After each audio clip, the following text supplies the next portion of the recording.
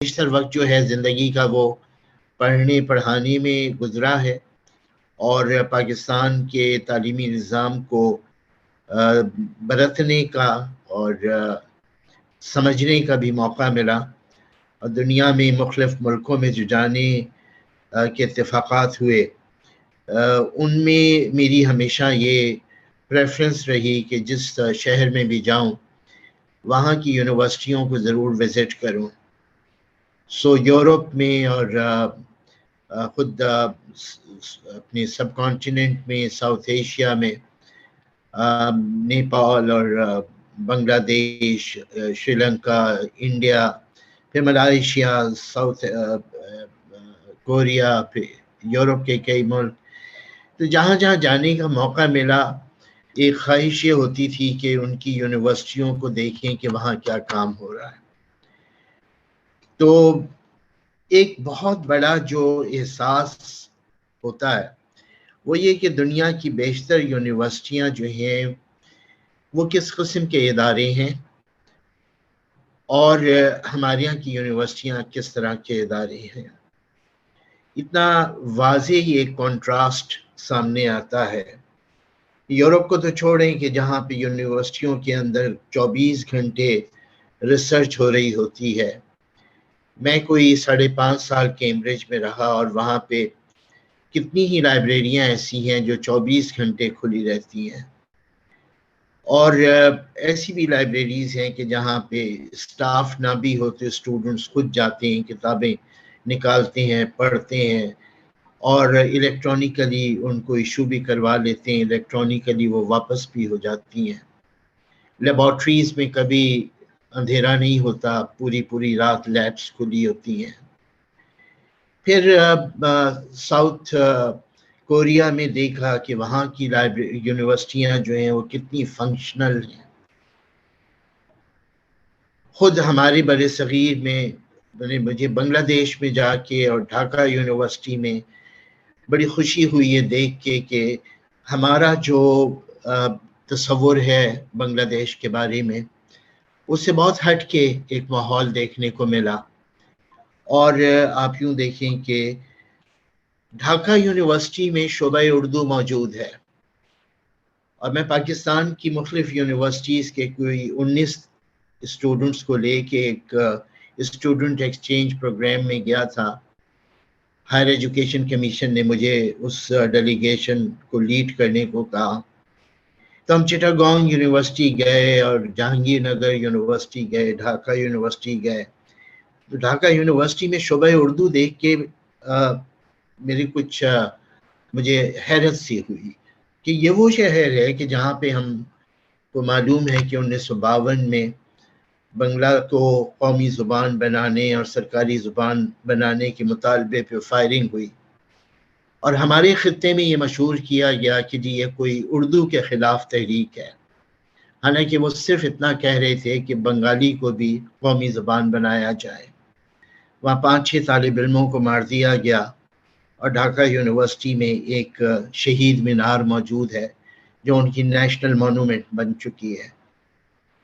اس ڈھاکہ شہر میں ڈھاکہ یونیورسٹی میں شعبہ اردو کو دیکھنا میرے لیے حیرت کی بات تھی، اور جب ہم وہاں پہ گئے تو طالب علموں سے ملاقات ہوئی، یہ دیکھ کے حیرت ہوئی کہ وہاں پہ 11 اساتذہ میں سے 8 PhD ہیں، اور ڈھاکہ یونیورسٹی سے اردو کا ریسرچ جرنل شائع ہوتا تھا، اور فوراً جیسے میں نے کہا کہ ہم تقابل کرنے پہ مجبور ہوتے ہیں، میرے ذہن میں آیا کہ جامعہ کراچی میں کم از کم اس وقت تک، اور یہ میں 2011 کی بات کر رہا ہوں، اس وقت تک جامعہ کراچی کے شعبہ اردو کو بھی کوئی 50-52 سال ہو چکے تھے، ہماری یونیورسٹی کے شعبہ اردو سے کوئی ریسرچ جرنل کبھی نہیں نکلا تھا، اب نکلتا ہے میرے خیال میں۔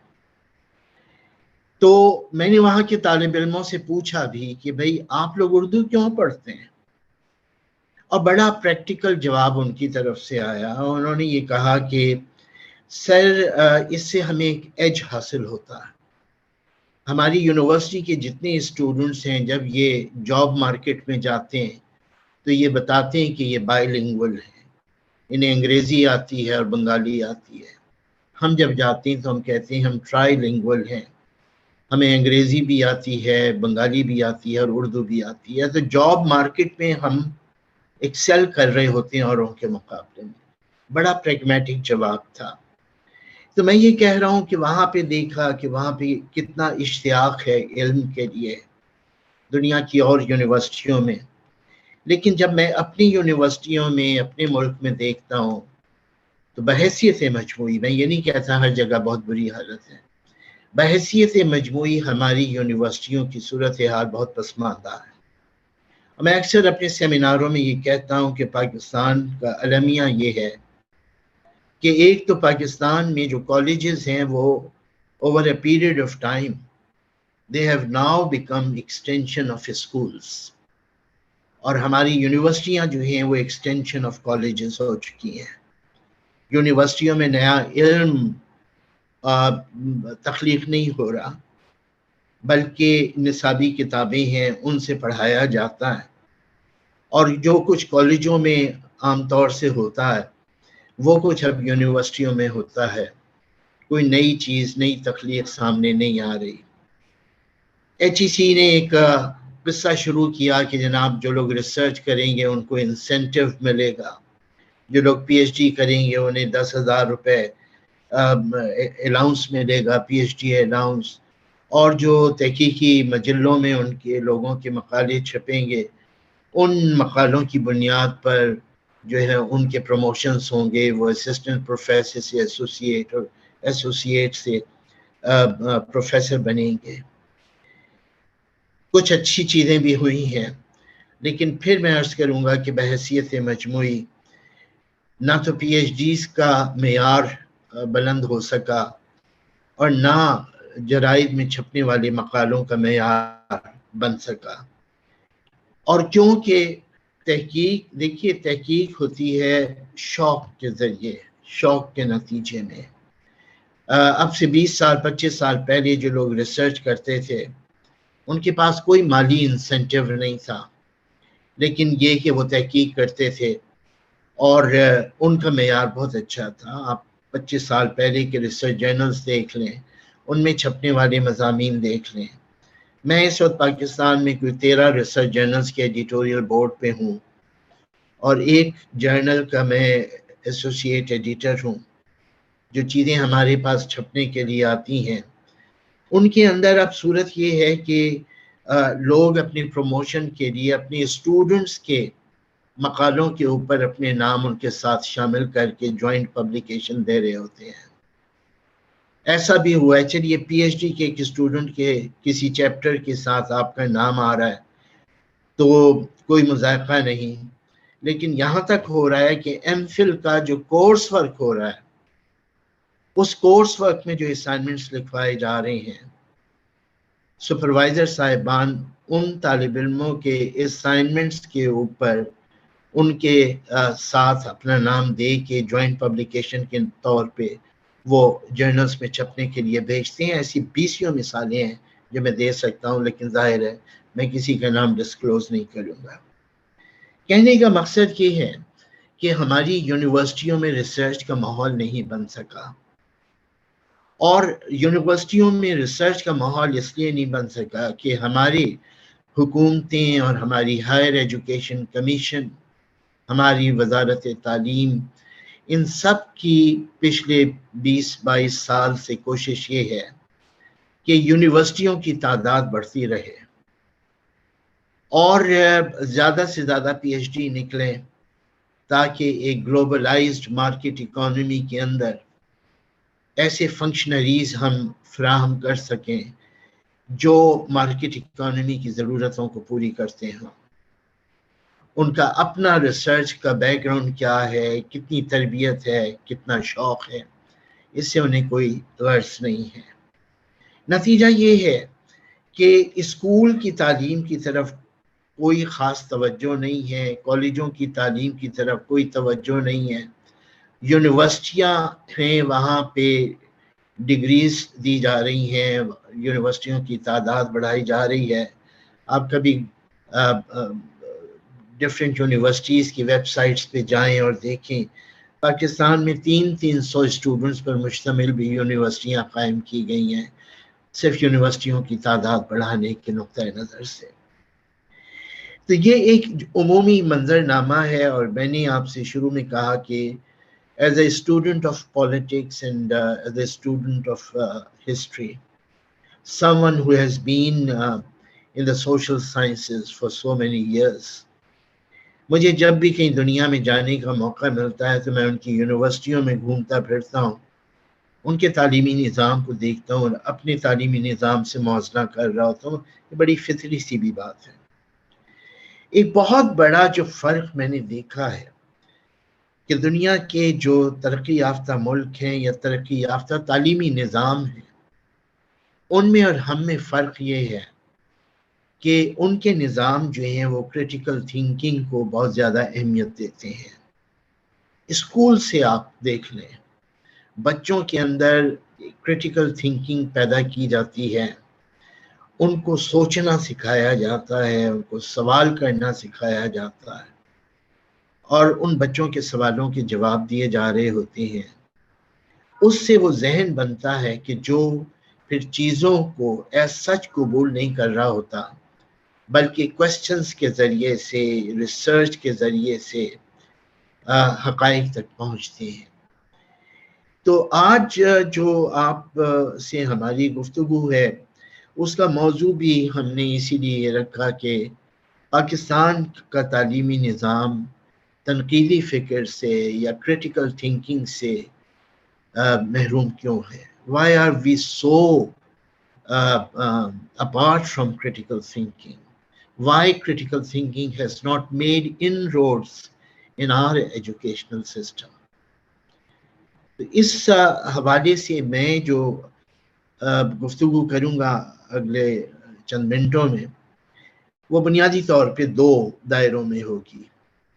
پہلی تو میں یہ گفتگو کروں گا کہ تنقیدی فکر ہوتی کیا ہے۔ ظاہر آپ سب کو پتہ ہے، لیکن شاید میں آپ کی جو معلومات ہیں اسی کو دہرا رہا ہوں گا، لیکن آگے بڑھنے کے لیے ضروری بھی ہے کہ ہم تھوڑا سا اپنے ذہن میں تازہ رکھیں کہ تنقیدی طرز فکر ہوتا کیا ہے۔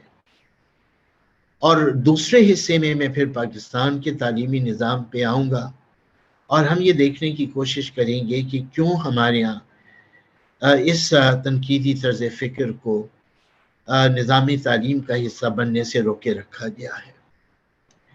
تو جہاں تک پہلی موضوع کا تعلق ہے، میں یہ عرض کروں گا کہ تنقیدی طرز فکر جو ہے، میں اس کو طرز فکر کے ساتھ ساتھ طرز فکر و عمل کہہ رہا ہوں، کیونکہ سوچنا از ون تھنگ، اور سوچنے کا جو پروسیس ہے، سوچنے کی جو عادت ہے، سوچنے کی جو پریکٹس ہے، کیونکہ باہر کے ملکوں میں تنقیدی فکر کا صرف تعارف نہیں کروایا جاتا، اسٹوڈنٹ سے ایکسرسائزز کروائی جاتی ہیں تاکہ وہ خود پریکٹس کے ذریعے سے سمجھیں کہ تنقیدی فکر کیا ہوتی ہے۔ اس لیے میں تنقیدی طرز فکر و عمل کی بات کر رہا ہوں۔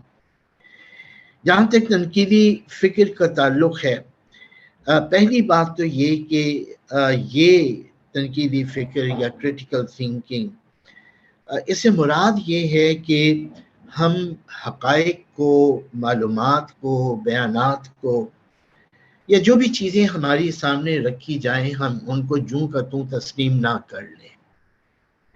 ہم ٹیکن فار گرانٹیڈ کی پالیسی ترک کریں کہ whatever is told to us that is the truth, اور ہم نے اس کے بارے میں سوچنا نہیں ہے، بلکہ ضرورت اس بات کی ہے کہ ہم اپنے ذہن کو استعمال کریں، اور ذہن کو استعمال کرتے ہوئے ہم ان حقائق کا، ان معلومات کا، اور آج کی دنیا معلومات کا ذخیرہ ہے، اتنی انفارمیشن ہے، اتنی انفارمیشن اس وقت ہے کہ میں آپ سے عرض کروں کہ اب سے کوئی 20-22 سال پہلے یا تھوڑا اور پہلے، جب ہمارے ہاں جنرل ضیاء الحق صاحب کی حکومت تھی اور سینسرشپ ہوا کرتا تھا، تو یہ ایک جملہ تھا کہ جی خبروں پر بہت جبر ہے۔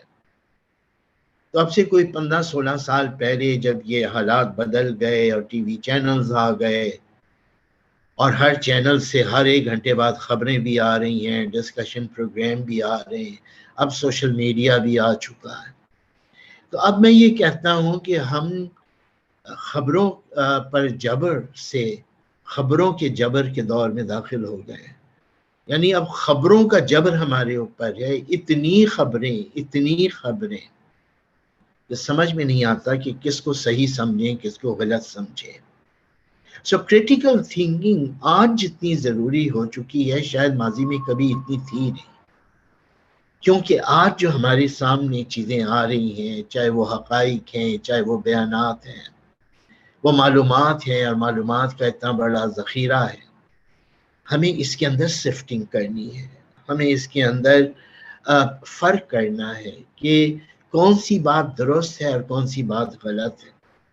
اچھا، اور درست اور غلط کا فیصلہ کرنا اتنا مشکل نہیں ہے جتنا مشکل یہ بات ہے کہ بہت سی باتوں کے اندر کچھ درست ہوتا ہے اور کچھ غلط ہوتا ہے۔ تو یہ چیز نکالنا کہ کون سی بات میں سے کتنا حصہ جو ہے وہ حقیقت ہے، صداقت پر مبنی ہے، اور کتنا حصہ جو ہے وہ صداقت پر مبنی نہیں ہے، یہ اس وقت تک نہیں ہو سکتا جب تک کہ ہم کریٹیکل تھنکنگ کی عادت ہم میں نہ ہو۔ اور کریٹیکل تھنکنگ کی عادت ڈالنے کے لیے ضروری ہے کہ ہم اپنی عقل کا استعمال کریں، ہم اپنی عقل کو فنکشنل بنائیں، اور ہم چیزوں کو جس شکل میں وہ ہمارے سامنے آ رہی ہیں قبول نہ کر لیں۔ چنانچہ تنقیدی فکر کا مطلب یہ ہے کہ جو چیزیں ہمارے پیش نظر ہیں ہم اپنی عقل کا استعمال کرتے ہوئے ان کے اندر مفروضوں کو حقائق سے الگ کریں، کون سی چیز ہے جو فرض کر لی گئی ہے، کون سی چیز حقیقت ہے۔ جو چیز فرض کر لی گئی ہے ضروری نہیں ہے کہ اس کی توثیق ہو سکے، وہ ویریفائی ہو سکے۔ جو چیز ویریفائی نہ ہو سکے اس کو ہمیں نظر انداز کرنا ہوگا۔ جو چیز ویریفائی ہو رہی ہے اور یہ ویریفیکیشن ہماری عقل کر رہی ہوگی اس کو ہمیں قبول کرنا ہے۔ تو جو تنقیدی طرز فکر ہے، یہ اگر میں ایک اور ٹرم استعمال کروں اردو کی، یہ ایک رد و قبول کا معاملہ ہے کہ کس چیز کو رد کرنا ہے، کس چیز کو قبول کرنا ہے۔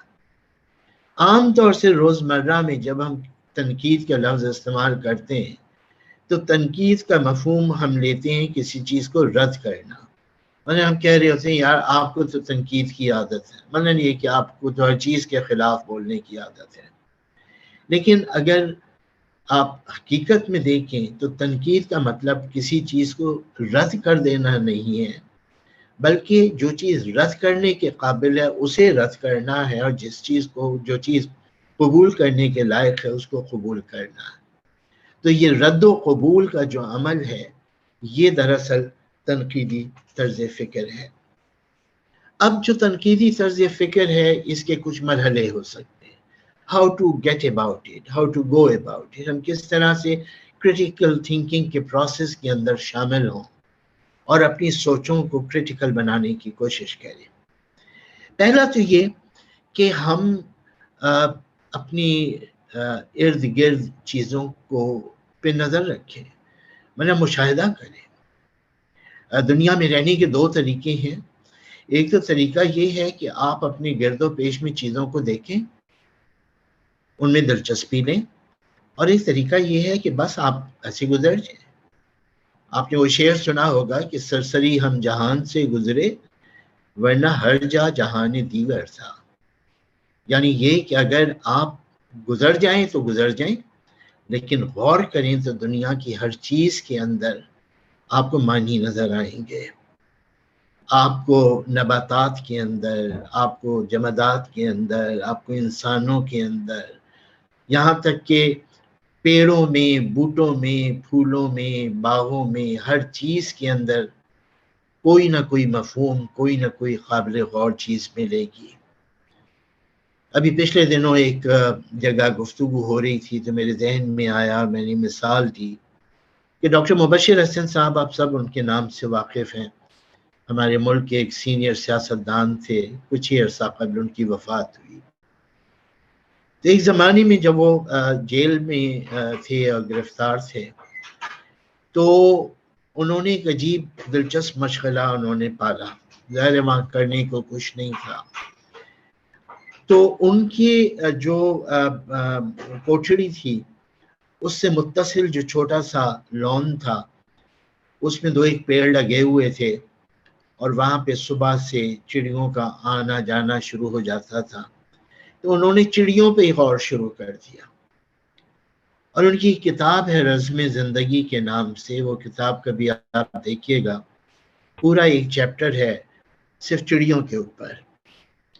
اس کا مطلب یہ ہے کہ چڑیاں بھی ہمیں بہت کچھ سکھا سکتی ہیں، بہت کچھ بتا سکتی ہیں۔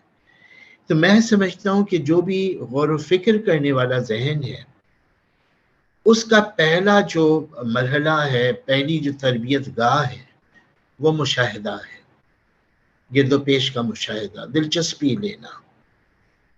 اب بہت سارے لوگ ہیں وہ چیزوں میں دلچسپی لیتے ہیں، انہیں ہر چیز کے اندر انٹرسٹ محسوس ہو رہا ہوتا ہے، سوالات کر رہے ہوتے ہیں۔ بہت سارے لوگ ہوتے ہیں وہ سمجھتے ہیں کہ جو میرا محدود دائرہ ہے یہی کافی ہے، اسی میں میں زندگی گزار لوں۔ تو پہلی بہت اہم چیز جو ہے وہ تو ہے مشاہدہ۔ دوسری اہم بات یہ ہے کہ ہم اپنے ذہنوں کو اس بات پر آمادہ کریں اور ذہنوں کی یہ تربیت کریں کہ وہ سوال اٹھانا شروع کریں، ایسا کیوں ہوا، ایسا کیوں نہیں ہوا، کب ایسا ہوتا ہے، کب ایسا نہیں ہوتا، تب جو بات ہوئی تھی وہ بات اب کیوں نہیں ہو رہی ہے۔ تو دنیا کی ہر فینومینن کے اندر سے 20 سوالات اٹھتے ہیں، ہم جو کچھ پڑھتے ہیں اس پہ 20 سوالات قائم ہو سکتے ہیں۔ میں نے ایک مسودہ دیکھا، جوش ملی آبادی نے علامہ اقبال کا شعری مجموعہ پڑھ رہے ہیں اور اقبال کے اشعار پڑھ رہے ہیں، اور اس پہ سائیڈ میں جیسے ہم سبھی پینسل سے کچھ لکھ لیتے ہیں، تو انہوں نے کچھ استفسارات کیے ہوئے ہیں، کچھ سوال اٹھائے ہوئے ہیں۔ اقبال ایک دعویٰ کر رہے ہیں اور فیض اور جوش صاحب سائیڈ میں لکھ رہے ہیں اچھا، اور اچھا لکھ کے انہوں نے آگے ایک استفہامیہ نشان بھی بنایا ہوا ہے۔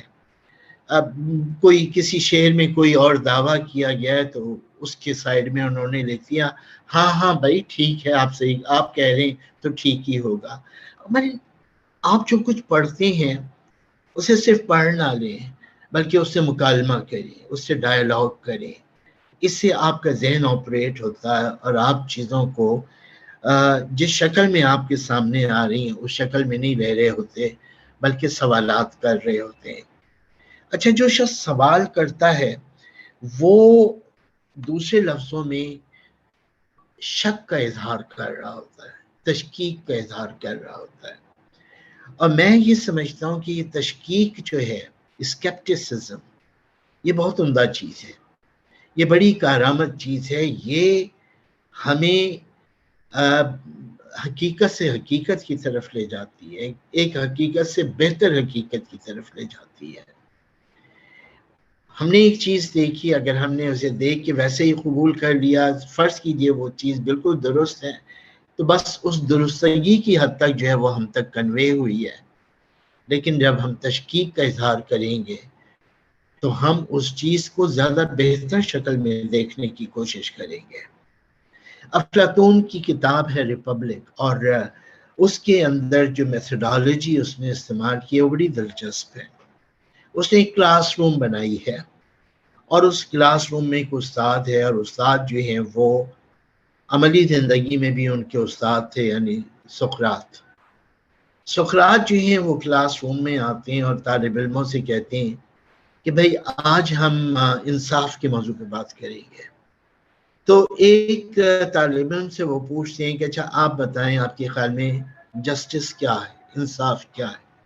اس نے جواب دیا اور وہ جواب بالکل درست جواب ہے، لیکن استاد جو ہے وہ اس میں ایک سوال اٹھاتا ہے، کہتے ہیں یہ بات تو بالکل درست ہے لیکن اس سے ایک پہلو یہ بھی نکلتا ہے یا نکل سکتا ہے، اس کا کیا جواب ہوگا؟ تو ایک اور طالب علم جو ہے وہ اس کا جواب دیتا ہے اور اس سے پہلے والا جواب جو ہے وہ بہتر ہو جاتا ہے، اب اس دوسرے جواب کے اوپر استاد پھر ایک سوال نکالتا ہے. وہ کہتا ہے کہ بھائی بات تو یہ بھی بالکل درست ہے، تم نے ٹھیک کہا، لیکن فرض کرو کہ ایسا ہو. یہ اب ایک اور سوال آیا. اب وہ ایک اور طالب علم سے کہتا ہے کہ تم اس کا جواب دے سکتے ہو، تو وہ اس کا جواب دیتا ہے. جب وہ چیپٹر ختم ہوتا ہے تو انصاف کے موضوع کے اوپر جو حتمی رائے قائم ہوتی ہے، جو فائنل اوپینین بنتا ہے، وہ دراصل وہ چیز ہے جو افلاطون آپ کو دینا چاہتا تھا، بتانا چاہتا تھا، مجھے بتانا چاہتا تھا. لیکن اس نے پروسیس ایسا استعمال کیا کہ ایک سچ سے بہتر سچ اور اس سے بہتر سچ اور اس سے بہتر سچ کا سفر کرتے کرتے بہترین تک آپ کو پہنچا دیا. یہ سفر نہ طے ہو پاتا اگر اس نے تشکیک کا راستہ اختیار نہ کیا ہوتا. تو یہ تشکیک ہے، اسکیپٹسزم ہے، یہ بہت ضروری ہے. یہ جو انکوائری ہے یہ بہت ضروری ہے.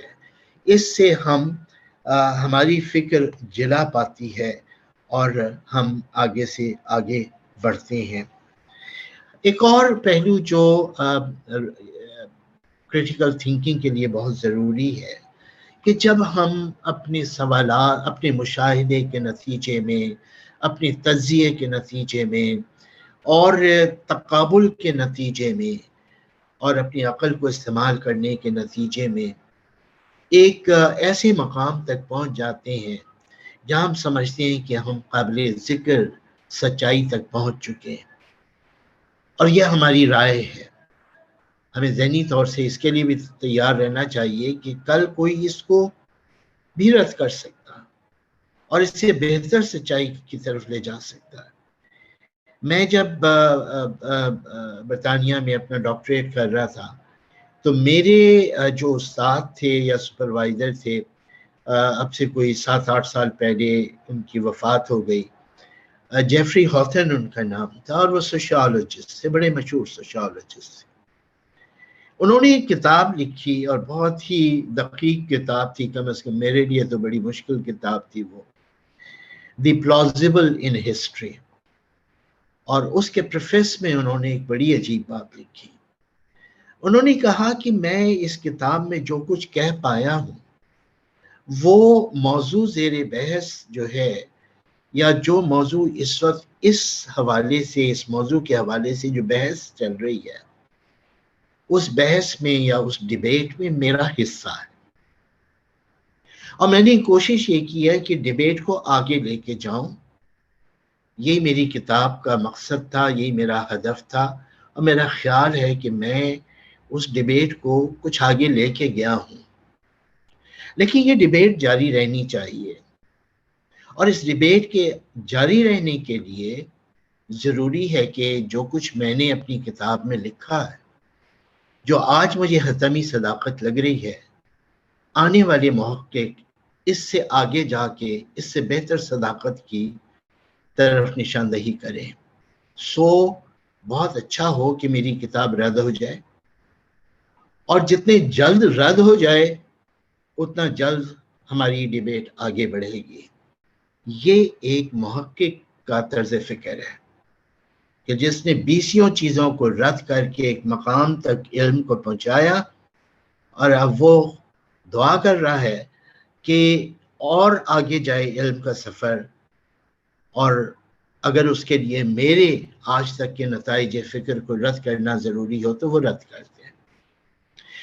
میں سمجھتا ہوں کہ کریٹیکل تھنکنگ جو ہے وہ یہ ہے. اور فائنلی کریٹیکل تھنکنگ یہ ہے کہ جو کچھ آپ نے لرن کیا ہے یا جو کچھ ہم نے سیکھا ہے، اس کو ہم کچھ اس انداز سے مرتب کریں کہ اب ہمارا سننے والا اور ہمارا پڑھنے والا جو ہے اس تک ہمارا مدعا، ہمارا جو مطالعہ ہے وہ آسانی سے پہنچ جائے. یعنی تھنکنگ پروسیس ایک چیز ہے اور کمیونیکیشن ایک اور چیز ہے. ضروری نہیں ہے کہ جس طرح ہم نے جس پروسیس سے گزر کے ایک چیز کو سمجھا، اسی پروسیس کے اندر ہم اپنے ریڈر کو بھی انوالو کریں. ہم ریڈر کے کنوینئنس کے لیے کوئی ایسا سانچہ بنا سکتے ہیں کہ جو اس موضوع تک، اس نتیجے فکر تک پہنچنے میں اس کے لیے مددگار ہو۔ ہمیں سے جو لوگ ریسرچ کرتے رہے ہیں، جنہوں نے پی ایچ ڈی کیا ہے یا ایم فل کیا ہے، ہم لوگوں کے جو تحقیقی مقالے ہوتے ہیں ان میں ایک چیز انٹروڈکشن ہوتی ہے جو بالکل شروع میں ہوتی ہے، اور مجھے یقین ہے کہ ہم میں سے کوئی شخص پی ایچ ڈی کیا ہوا یا ایم فل کیا ہوا ایسا نہیں ہوگا جس نے انٹروڈکشن شروع میں لکھا ہو۔ یعنی آج میں رجسٹر ہو گیا پی ایچ ڈی کے لیے اور میں نے اپنی تحقیق شروع کی اپنے موضوع پہ جو مجھے اگلے 4 سال کرنی ہے، تو پہلی چیز جو میں لکھ رہا ہوں گا وہ انٹروڈکشن ہوگا۔ ایسا ہو ہی نہیں سکتا، کیونکہ مجھے پتہ ہی نہیں ہے کہ 4 سال بعد میں کہاں پہنچا ہوں گا۔ لہذا طریقہ یہ ہوگا کہ میں پہلے اپنی آؤٹ لائن بناؤں گا، میں پہلا چیپٹر لکھوں گا، دوسرا چیپٹر لکھوں گا، تیسرا لکھوں گا۔ جب میرے 6-7 چیپٹر پورے ہو جائیں گے تو میں دیکھوں گا کہ میں نے کیا کہا ہے اس کے اندر، اس کے بعد میں انٹروڈکشن لکھوں گا، تاکہ میرا پڑھنے والا جو ہے اسے 4 سال نہ لگے میرے تھیسس کو سمجھنے میں۔ اس میرا تھیسس جو ہے شروع کے 10 صفحوں میں 12 صفحوں میں سمجھ میں آ جائے۔ اور پھر میں اپنے سپروائزر کی مثال دوں گا، اس کا بڑا اچھا کہنا تھا، وہ کہتا تھا کہ اپنے پڑھنے والوں کو کبھی انتظار میں نہ رکھنا کہ پوری کتاب پڑھ کے ہی اسے پتہ چلے اس میں کیا ہے۔ آپ شروع میں اپنے کارڈ کھول دیں۔ کارڈ کھولنے کا مطلب جن لوگوں نے تاش کھیلے ہیں انہیں پتہ ہوگا کہ جب تاش بانٹے جاتے ہیں تو ہم اپنی حصے کے تاش اٹھا کے چھپا کے رکھتے ہیں اور سامنے والوں کو دکھاتے نہیں ہیں۔ اس کا کہنا یہ تھا کہ اپنے تاش کھول دو اور بتا دو کہ تمہاری ریسرچ کے اندر کیا کیا کیا چیزیں شامل ہیں اور کیا چیزیں شامل نہیں ہیں۔ شروع ہی میں بتا دو کہ تاکہ اس کا انتظار اور اس کی توقعات اتنی نہ بن جائیں کہ آخر میں وہ کہے کہ یار ان کے یہاں تو یہ چیز تو تھی نہیں، اس موضوع کو انہوں نے ٹچ نہیں کیا۔ تو کریٹیکل تھنکنگ کا مطلب یہ بھی ہے کہ one should be so honest to oneself and one should be so honest to one's readers that he should tell in the very beginning what is there in the research and what is not there. شروع میں بتائیں تاکہ آپ کے reader کو پتا ہو کہ وہ کیا چیز پڑھنے جا رہا ہے۔ آپ کی کمیونیکیشن اس کے لیے اتنی ہونی چاہیے کہ جو کچھ آپ کے ذہن میں 4 سال میں آیا ہے وہ 4 گھنٹے یا 8 گھنٹے کے مطالعے میں اس ساری علم کو اپنے اندر جذب کر لے۔ تو کریٹیکل تھنکنگ کے لیے بہت ضروری ہے کہ ہمارے اندر نہ صرف کریٹیکل ایبیلٹی موجود ہو، سوچنے کی ایبیلٹی موجود ہو، بلکہ بتانے کی بھی ایبیلٹی موجود ہو، لوگوں تک اپنی بات پہنچانے کی بھی ایبیلٹی ہو۔ اب میرے پاس جو ٹائم ہے اس میں شاید تھوڑا سا میں ٹائم اور اس چیز میں لے لوں کہ ایک اچھا کریٹیکل تھنکر جو ہے اس میں کیا کیا خوبیاں ہونی چاہیے۔ میں بہت جلدی بولوں گا۔ پہلی بات تو یہ کہ اس کے اندر تجسس کا مادہ ہونا چاہیے، انکویزیٹیونیس ہونی چاہیے۔ جب تک ہم انکویزیٹیو نہیں ہوں گے، جاننا نہیں چاہیں گے، اس وقت تک ہمارا تحقیق کا اور کریٹیکل تھنکنگ کا سفر نہیں شروع ہوگا۔ ہمیں باخبر رہنے کی عادت ڈالنی چاہیے۔ ہم جس بھی ڈسپلن میں ہیں اس ڈسپلن میں کیا ہو رہا ہے، دنیا بھر میں کیا لکھا جا رہا ہے، کیا ڈیبیٹس چل رہی ہیں۔ آپ اگر اکنامکس کے اسٹوڈنٹ ہیں تو آپ کو پتہ ہونا چاہیے کہ اس وقت اکنامکس میں دنیا میں میجر کیا بحثیں ہیں، سوشالوجی میں کیا بحثیں ہیں۔ اس لیے بہت ضروری ہے کہ ہم ریسرچ جرنلز بھی پڑھیں، نئی کتابیں بھی دیں، ہم نیٹ سے بھی فائدہ اٹھائیں۔ پھر ہمیں یہ بھی اعتماد ہونا چاہیے کہ ہمیں یہ صلاحیت ڈیولپ کر چکی ہے، ہم رکیں گے نہیں، کوئی ہمیں روکے گا بھی تو ہم نہیں رکیں گے۔ ہمیں پتہ ہونا چاہیے کہ کریٹیکل تھنکنگ کے نتیجے میں مسلمات کو چیلنج کیا جاتا ہے، اور جو مسلمات کے پیچھے ہوتے ہیں کھڑے ہوئے وہ مزاحمت کرتے ہیں، وہ آپ کو روکتے ہیں، مت سوچئے، آپ یہ سوال نہ کیجئے۔ تو آپ کو اتنا اپنے اوپر اعتماد ہونا چاہیے کہ آپ کو ان سب کو فیس کرنا. اور پھر یہ کہ آپ یہ سوچیں کہ جو کچھ آپ کر رہے ہیں یہ دنیا میں اور لوگ بھی کر رہے ہوں گے. سو اس کا مطلب یہ ہے کہ you are not the final truth. سچائیاں ہر جگہ ہو سکتی ہیں اور ہر معاشرے میں ہو سکتی ہیں، ہر مذہب اور ہر مسلک کے ماننے والوں میں سچائیاں ہو سکتی ہیں. ہمیں اسٹیریو ٹائپنگ سے نکلنا چاہیے کہ فلاں قوم ایسی ہوتی ہے، فلاں ایسی ہوتی ہے. جو قوم اچھی ہے اس کے لیے پوری قوم کو ہم کہتے ہیں بڑے مہمان نواز قوم ہے. جس کو ہم برا سمجھتے ہیں اس کے بارے میں ہم ایک جنرلائزیشن کر دیتے ہیں کہ جی یہ تو ایسی قوم ہے. میرا خیال یہ کہ اچھے لوگ اور برے لوگ دنیا کی ہر قوموں میں ہوتے ہیں، ہر معاشرے میں ہوتے ہیں.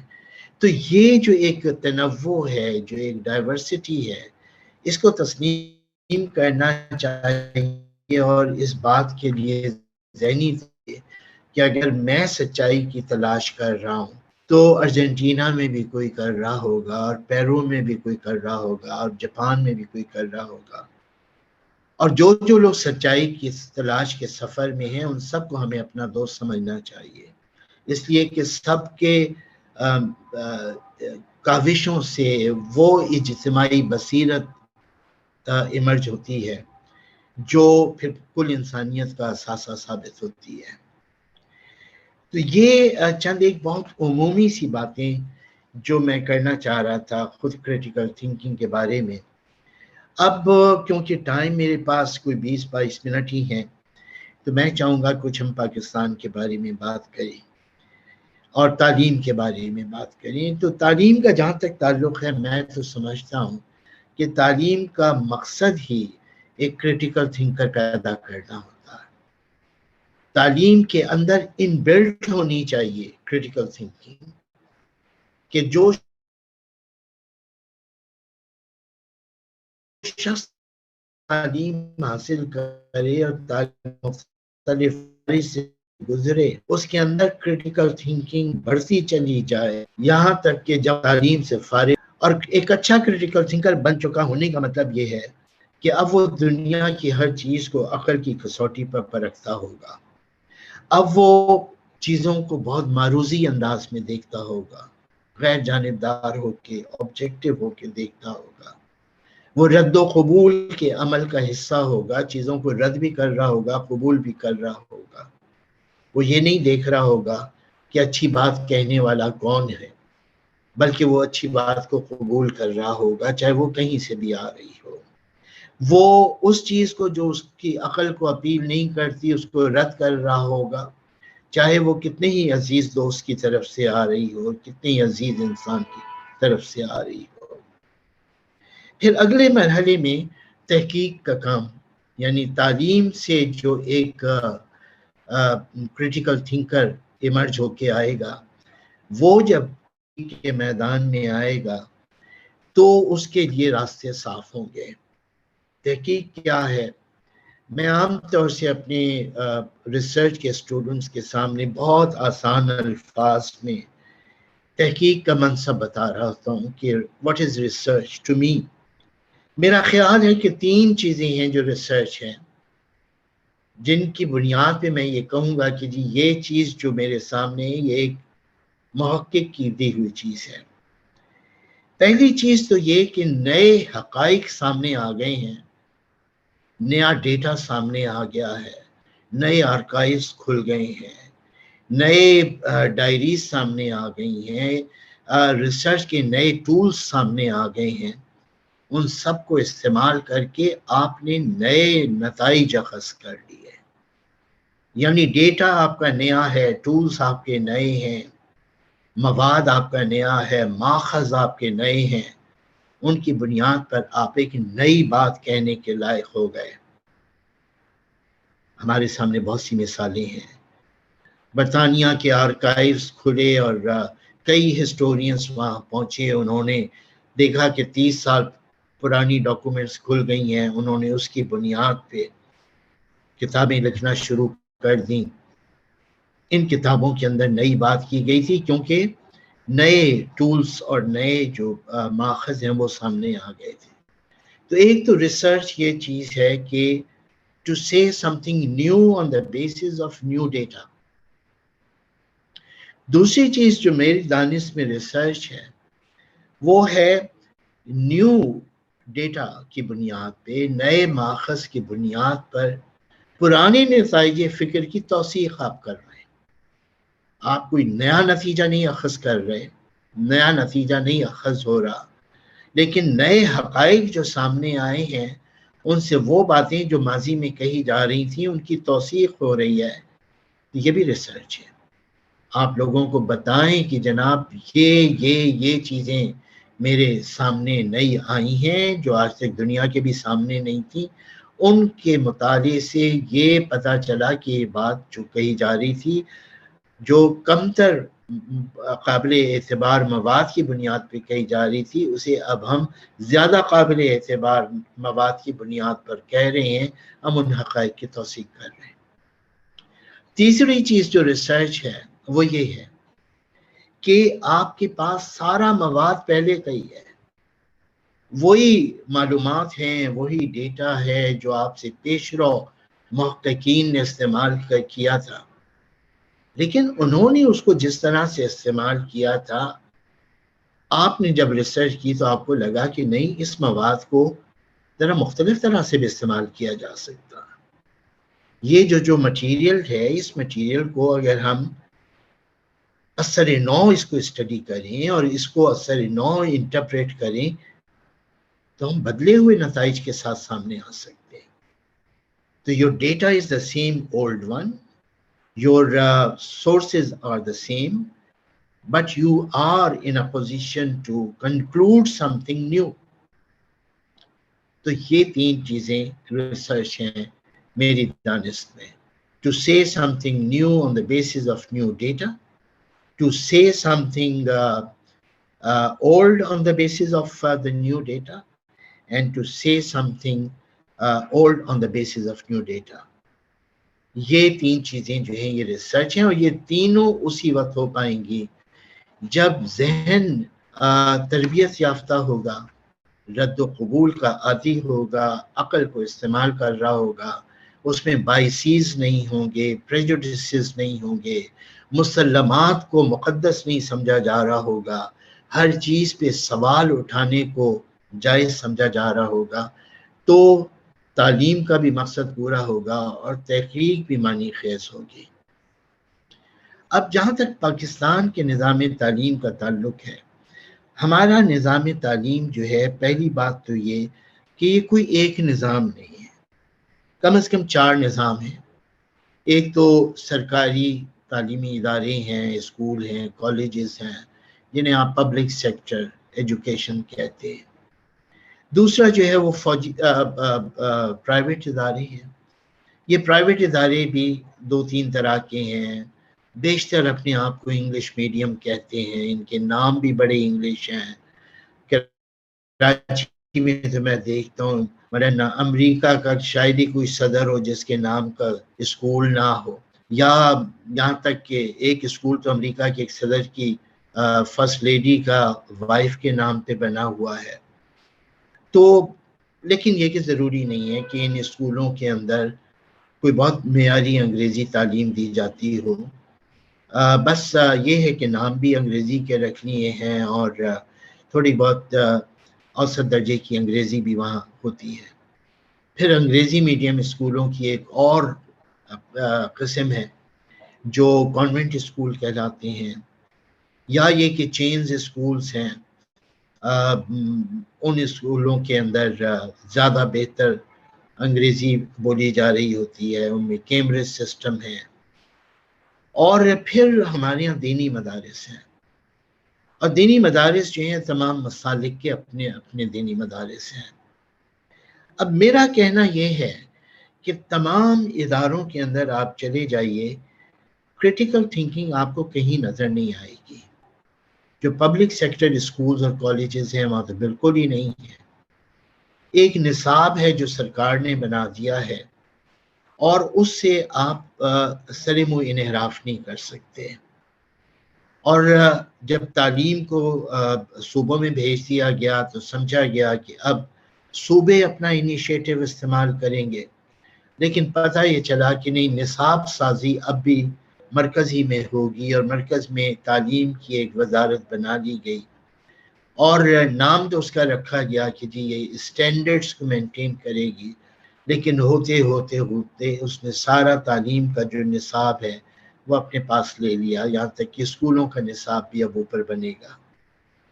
یونیفارمٹی کے نام کے اوپر جو ہے وہ ایک ایسا نصاب بنایا جا رہا ہے جس میں جو لوکل انیشیٹو ہے وہ انیشیٹو ختم ہو جائے گا، اور ہم دیکھ رہے ہیں کہ اس کے لیے قومی وحدت کا نعرہ لگایا جاتا ہے، اس کے لیے حب الوطنی کے نعرے لگائے جاتے ہیں، لیکن حقیقت یہ ہے کہ اس کے پیچھے ایک مرکزیت پسندانہ سوچ ہے اور صوبوں پر عدم اعتماد ہے۔ یہ سوچا جاتا ہے کہ صوبوں میں تعلیم جائے گی تو شاید ہماری قومی وحدت ختم ہو جائے گی۔ کوئی پوچھے کہ بھئی آپ نے 24 سال مرکز میں بیٹھ کے نصاب بنایا اور مشرقی پاکستان پھر بھی الگ ہو گیا، اور آج جب آپ نے شروع میں صوبوں کو تعلیم دی 2010 میں، تو ہم نے دیکھا کہ بعض صوبوں نے بڑے اچھے نصاب مرتب کیے۔ کم از کم سندھ کے نصاب کے بارے میں بتا سکتا ہوں کہ یہاں پہ اسکول میں جو سوشل اسٹڈیز وغیرہ کی کتابیں تھیں 3ری 4ری جماعت کی، ان میں ملالہ یوسفزئی کے اوپر چیپٹر تھا، سندھی بچے جو ہیں وہ ایک پشتون بچی کے بارے میں پڑھ رہے تھے، یا یہ کہ وہ عرفہ کریم کے بارے میں ایک چیپٹر تھا، سندھی بچے ایک پنجابی بچی کے بارے میں پڑھ رہے تھے۔ لیکن یہ کہ صوبوں پہ ٹرسٹ نہیں ہے، اور یہ 73-74 سال کی کہانی ہے کہ صوبوں کے اوپر اعتماد نہیں کیا جاتا، حالانکہ پاکستان ایک فیڈریشن ہے اور صوبے فیڈریٹنگ یونٹس ہیں۔ صوبوں نے پاکستان بنایا ہے، کسی مرکز نے پاکستان نہیں بنایا تھا۔ بہرحال تو یہ جو سینٹرلائزیشن ہے اس کے نتیجے میں ایک تعلیمی نصاب ہے جو اوپر بنایا جاتا ہے۔ صوبوں کا اختیار صرف اتنا ہے کہ اس سلیبس کی روشنی میں کتابیں وہ لکھوائیں، یعنی سلیبس یا کریکولم جو ہے وہ اوپر سے آتا ہے، اور صوبے جو ہیں وہ اپنے اسکولوں کے ٹیچروں کو اور کالجوں کے ٹیچروں کو بلا کے انہیں وہ کریکولم دیتے ہیں اور کہتے ہیں کہ لکھو تم کتابیں، اور وہ کتابیں وہ پھر لکھ رہے ہوتے ہیں، اور ٹیکسٹ بک بورڈز جو ہیں وہ ان کی اشاعت کا کام کر رہے ہوتے ہیں۔ اچھا، یہی جو نصاب ہے یہ انگلش میڈیم اسکولوں کے لیے بھی ہے، سوائے اس کے کہ جو کانوینٹ اسکول ہیں انہوں نے کچھ جو کیمبرج سسٹم پہ چل رہے ہیں انہوں نے کچھ سبجیکٹس ایسے رکھ لیے ہیں جو آپشنل سبجیکٹس ہیں اور جو باہر کے اپرووڈ ہیں، لیکن جو اکثریت ان کے سبجیکٹس کی ہے وہ بھی وہ سبجیکٹس ہیں جو ہماری وفاقی وزارت تعلیم کے اپرووڈ ہوتے ہیں۔ پھر دینی مدارس ہیں۔ دینی مدارس کا عجیب دلچسپ قصہ ہے کہ پاکستان میں وحدت کی سب سے بڑی دعوے جو ہیں ہماری مذہبی سیاسی جماعتیں بلند کرتی ہیں، ان کا اصرار ہوتا ہے کہ پورے ملک میں عید بھی ایک دن ہونی چاہیے کیونکہ یہ قومی وحدت کا تقاضا ہے، لیکن پاکستان میں کوئی 5 کے قریب میرے خیال میں وفاق المدارس ہیں۔ بریلوی مدارس کا الگ وفاق ہے، دیوبندی مدارس کا الگ وفاق ہے، اہل تشیع کا الگ وفاق ہے، جماعت اسلامی کے مدارس کا الگ ہے، اہل حدیث کا الگ ہے۔ آپ پشاور سے کراچی تک دیوبندی مدارس کا معائنہ کر لیجیے، آپ کو ایک طالب علم وہاں پہ بریلوی مسلک کا نہیں ملے گا، ایک طالب علم، ایک استاد آپ کو بریلوی مسلک کا نہیں ملے گا۔ آپ بریلویوں کے مدارس میں چلے جائیں، وہاں کوئی ایک طالب علم آپ کو دیوبندی یا اہل حدیث نہیں ملے گا، اور یہی صورتحال تمام مسالک کے مدارس میں ہے۔ ان مدارس کے اندر جہاں دوسرے مسلک کا بچہ تک الاؤڈ نہیں ہے اور دوسرے مسلک کا استاد تک الاؤڈ نہیں ہے، وہاں آپ تصور کر سکتے ہیں کہ کتنی کریٹیکل تھنکنگ ہوتی ہوگی۔ وہاں پہ وہ بچوں کو یہ کیسے سوچنے دیں گے؟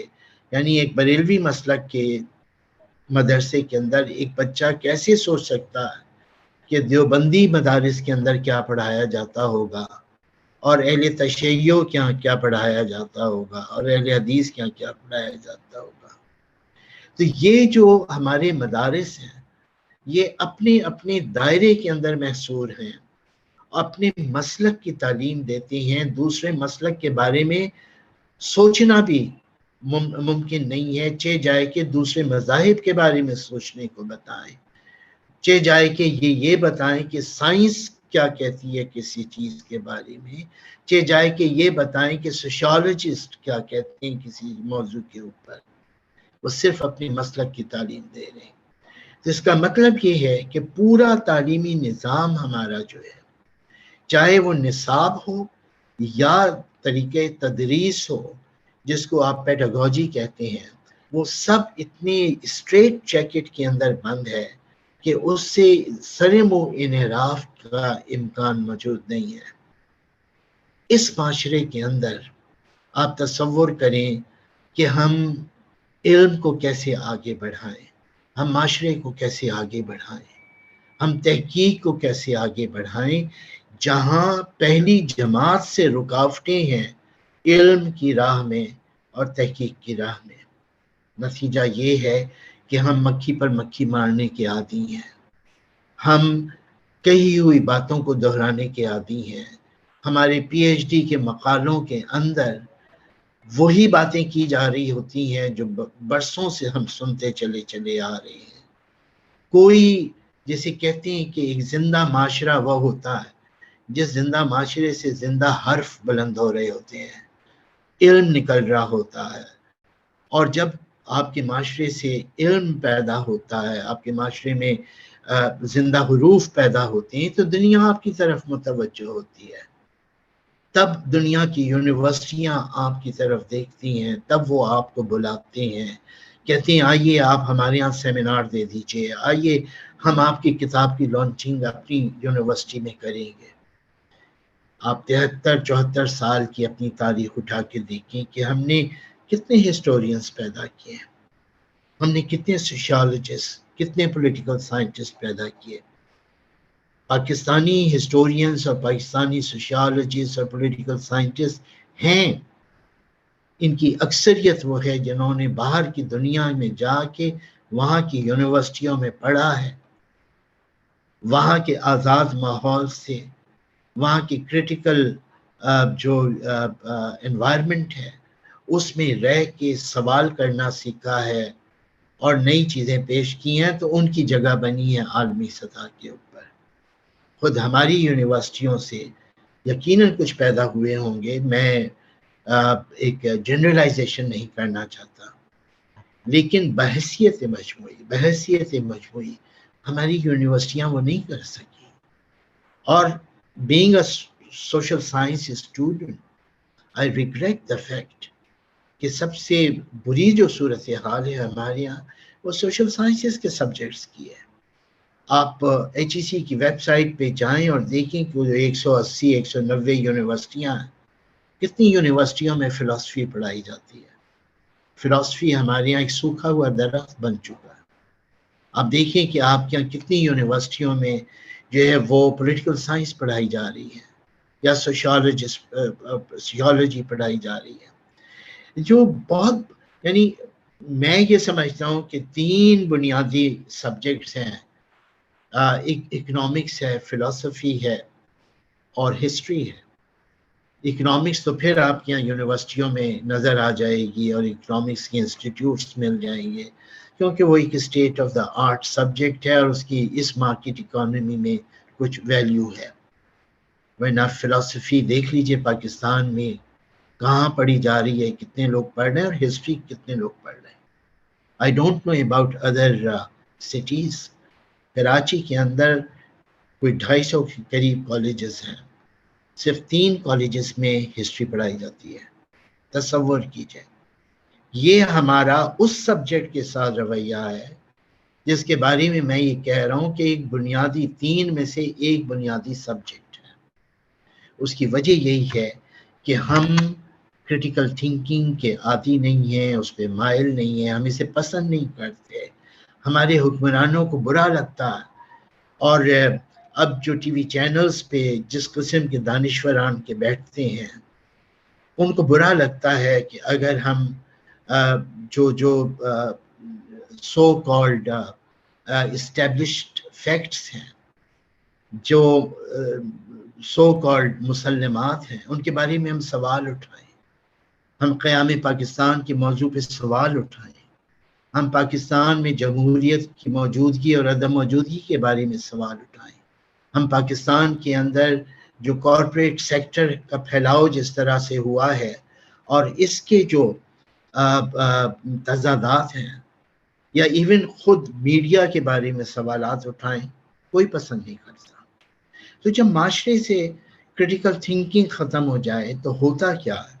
پھر معاشرہ جمود کا شکار ہوتا ہے، یا دوسروں کے بتائے ہوئے جو راستے ہیں یا دوسروں کا دیا ہوا جو پیراڈائم ہے اس کے اندر بند ہو جاتا ہے، اس کی اپنی جو قوت نمو ہے معاشرے کی وہ ختم ہو جاتی ہے. سو یہی ہمارے ساتھ ہوا ہے اور یہ ہو رہا ہے.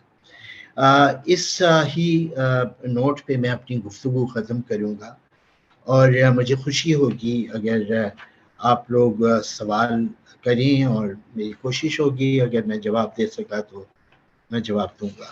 بہت نوازش. Thank you so much sir, thank you so much. Professor doctor Syed Jafar Ahmed sahab کے سحر انگیز اور آل راؤنڈ لیکچر کے بعد اب میں اپنے ایکسپرٹ پینلسٹ میں اب ڈاکٹر غلام قاسم مروت صاحب کو کمنٹ شیئر کرنے کے لیے مدعو کرتی ہوں. Welcome sir. میرے خیال سے آپ کے پاس سگنل کا ایشو تھا اس لیے لیٹ جوائن کیا. ڈاکٹر غلام قاسم مروت صاحب جو کہ ہائر ایجوکیشن خیبر پختونخوا کے سابقہ ڈائریکٹر اور teacher training academy Khyber Pakhtunkhwa کے بانی ممبر ہے، ان کو کمنٹ شیئر کرنے کے لیے مدعو کرتی ہوں. پلیز سر.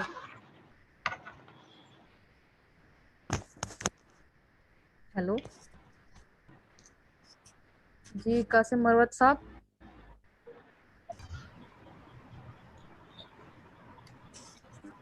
سر اپنے آپ کو انمیوٹ کر دیں پلیز. ہلو جی جی ویلکم السلام سر. علیکم. السلام علیکم. وعلیکم السلام. بہت بہت شکریہ آپ لوگوں کا کہ بہت خوبصورت بحث اور بہت پیاری باتیں. بہت اچھا موقع ہے سامعین کے لیے اور حاضرین کے لیے، اور بہت خوبصورت موضوع ہے. ایسے موضوعات پہ بحث کی سخت ضرورت ہے. سر جعفر شاہ صاحب نے جو باتیں کی ہیں حقیقت یہ ہے کہ ہمارے تعلیمی نظام کے حوالے سے جو انتہائی مشکل قسم کے سوالات ہیں اس پہ اس نے بہت خوبصورت باتیں کی. فیکٹ یہ ہے کہ موجودہ حالات میں ہمارا تعلیمی نظام کسی صورت میں بھی نہیں لگتا کہ تنقیدی فکر جو ہے وہ پیدا کر رہا ہے. فیکٹ یہ ہے کہ تنقیدی فکر کی جگہ ہم تنقیدی عمل پیدا کر رہے ہیں. ہم عملی طور پر ایسے لوگ پیدا کر رہے ہیں جو اپنے تعصبات، اپنے عدم برداشت اور اپنے مشکلات کی وجہ کا اظہار بڑے اچھے طریقے سے کر سکتے ہیں. دوسروں پہ تنقید کرنا، دوسروں کی مخالفت کرنا، دوسروں کی ٹانگیں کھینچنا، مسالک کی بحث میں الجھنا اور نفرت کی کسی نہ کسی صورت میں اپنے آپ کو الجھا کر کوئی نہ کوئی روک نہیں کرنا. تو تنقیدی فکر جو ہے وہ تو کسی اچھے تعلیمی نظام کی ایک اجتماعی خوبی ہوتی ہے جو نسلوں میں پیدا کی جا سکتی. ہم وہ خوبی نہیں پیدا کر رہے اور اس کی وجہ ہے کہ 3 لیول پہ ہم ناکام ہیں. ہم بچوں کو کیا پڑھا رہے ہیں، یعنی تعلیم کا مسئلہ ہمارا خراب ہے. ہم بچوں کو کون سی تعلیم دے رہے ہیں، اس پہ सच ये है कि हमारे बड़े मुश्किलात हैं, न साब पे इत्तेफाक है, न तालीम के कंटेंट पे इत्तेफाक है, और न कौमी सतह पे इस किस्म की कोई बात नजर आ रही है। हम जो कुछ बच्चों को पढ़ा रहे हैं वो यकीनन साइंस से दूर है, यानी हम साइंसी दौर में रहते हुए गैर साइंसी तालीम बच्चों को दे रहे हैं। तालीम का तो ये हाल हुआ। तदरीस का मसला ये है कि हमारा तदरीस जो है ये खुद बन चुका है।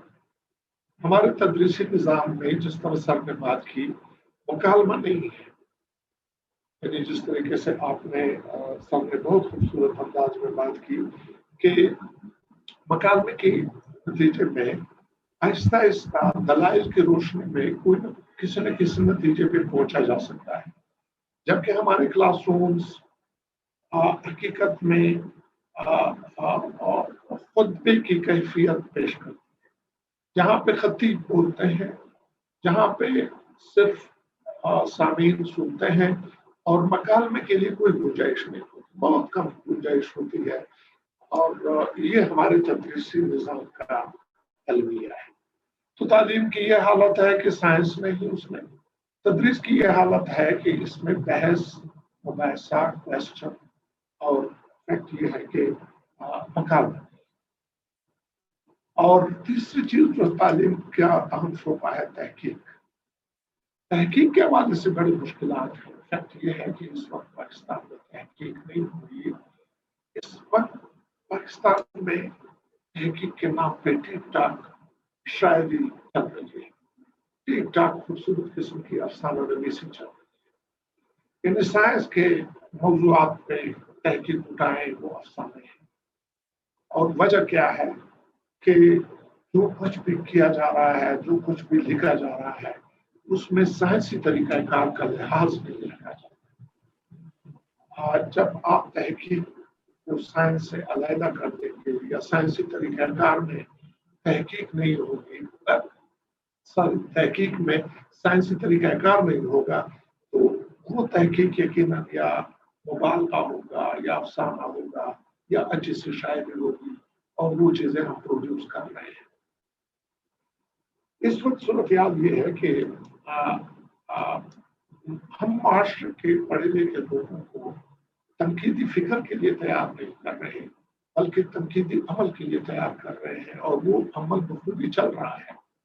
आप यकीन करें, इस वक्त हमारे तालीमी इदारे वो जिस किस्म के स्ट्रीम से ताल्लुक रखते हो, वो इंग्लिश मीडियम हो, वो यूनिवर्सिटीज हो, वो इस्लामी मदरसे हो, या मसले की शोबाजात हो, आप यकीन करें वो अपना काम ठीक ठाक तरीके से कर रहे हैं। आप एक एक को अपने मुखालिफ पे छोड़ दें तो आपको अंदाजा हो जाएगा कि वो कितने भरपूर तरीके से तैयार हैं और कितने अच्छे अंदाज से तनकीदी अमल को आगे बढ़ा सकते हैं। तो ये हमारे मजमूई तौर पर तालीमी निज़ाम का अलमिया है, और सर ने यकीनन बहुत खूबसूरत पहलुओं को सामने लाने की कोशिश की है, और हमें इस पे सोचना पड़ेगा।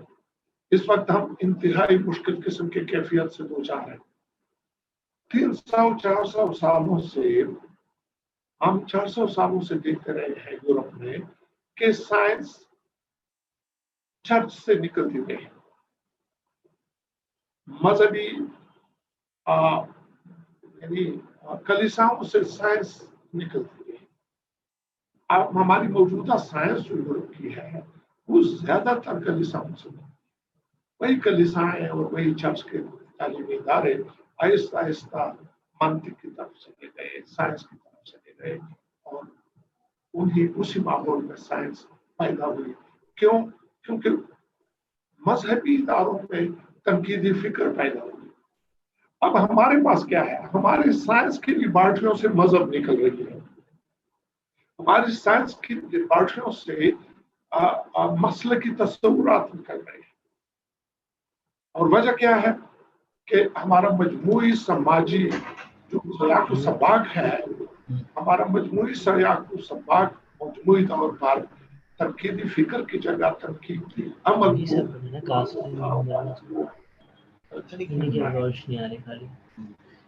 तो मैं आप लोगों को मुबारकबाद देता हूँ कि ये बहुत अच्छी महफिल है और इस किस्म के महफिल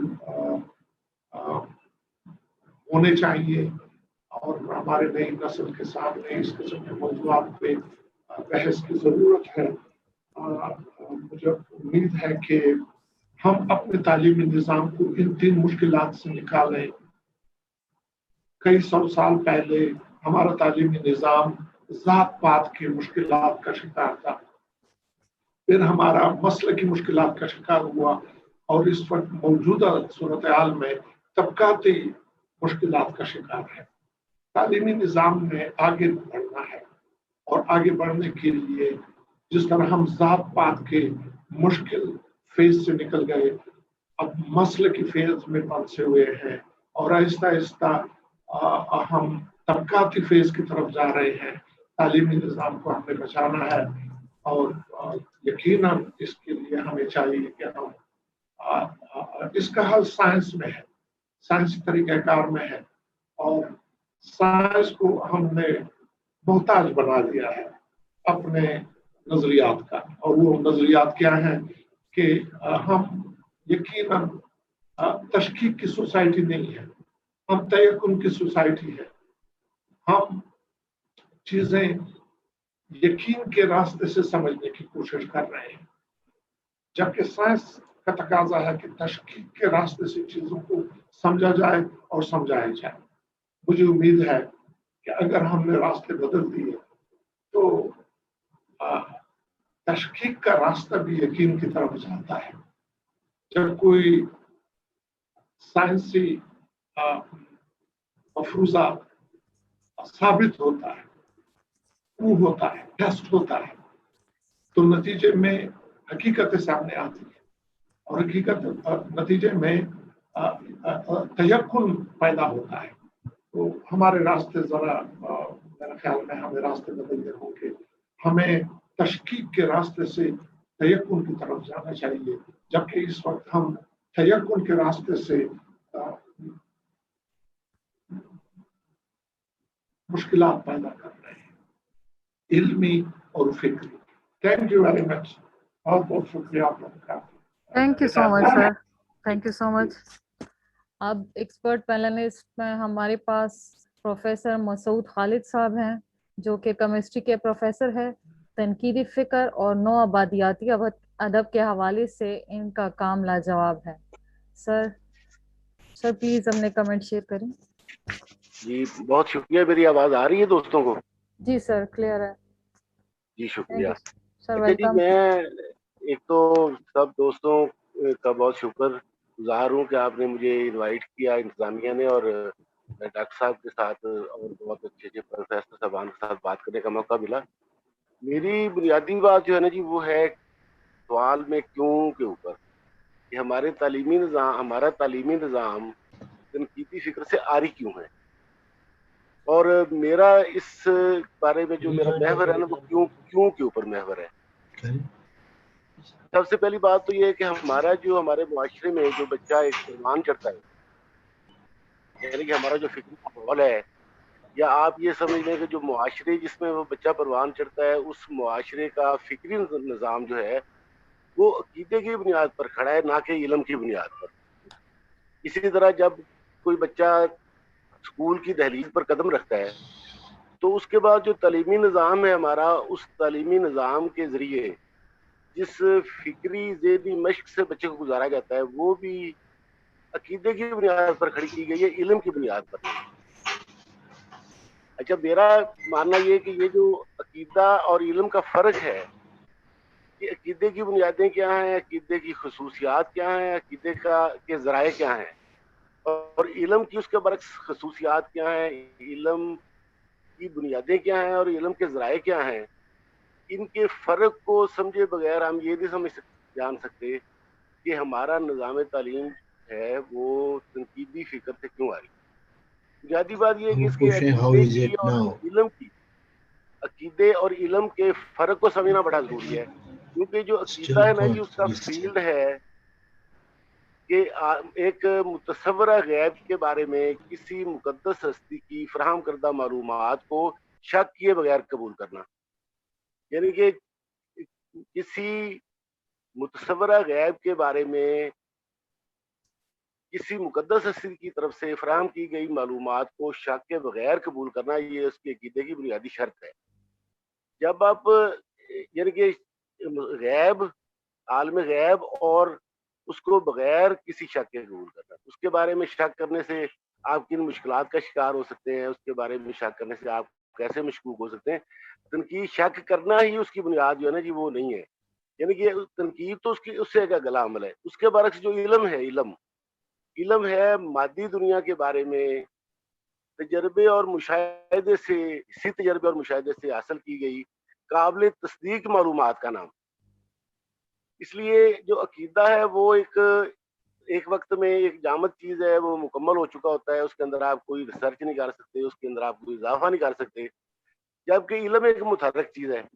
علم جیسے جیسے آپ اس کے اوپر سوال کرتے ہیں، شک کرتے ہیں، اس کے اوپر تنقید کرتے ہیں، اس سے علم نکھرتا ہے، سنورتا ہے، سدھرتا ہے، جبکہ عقیدہ جو ہے وہ شک کو قبول نہیں کرتا۔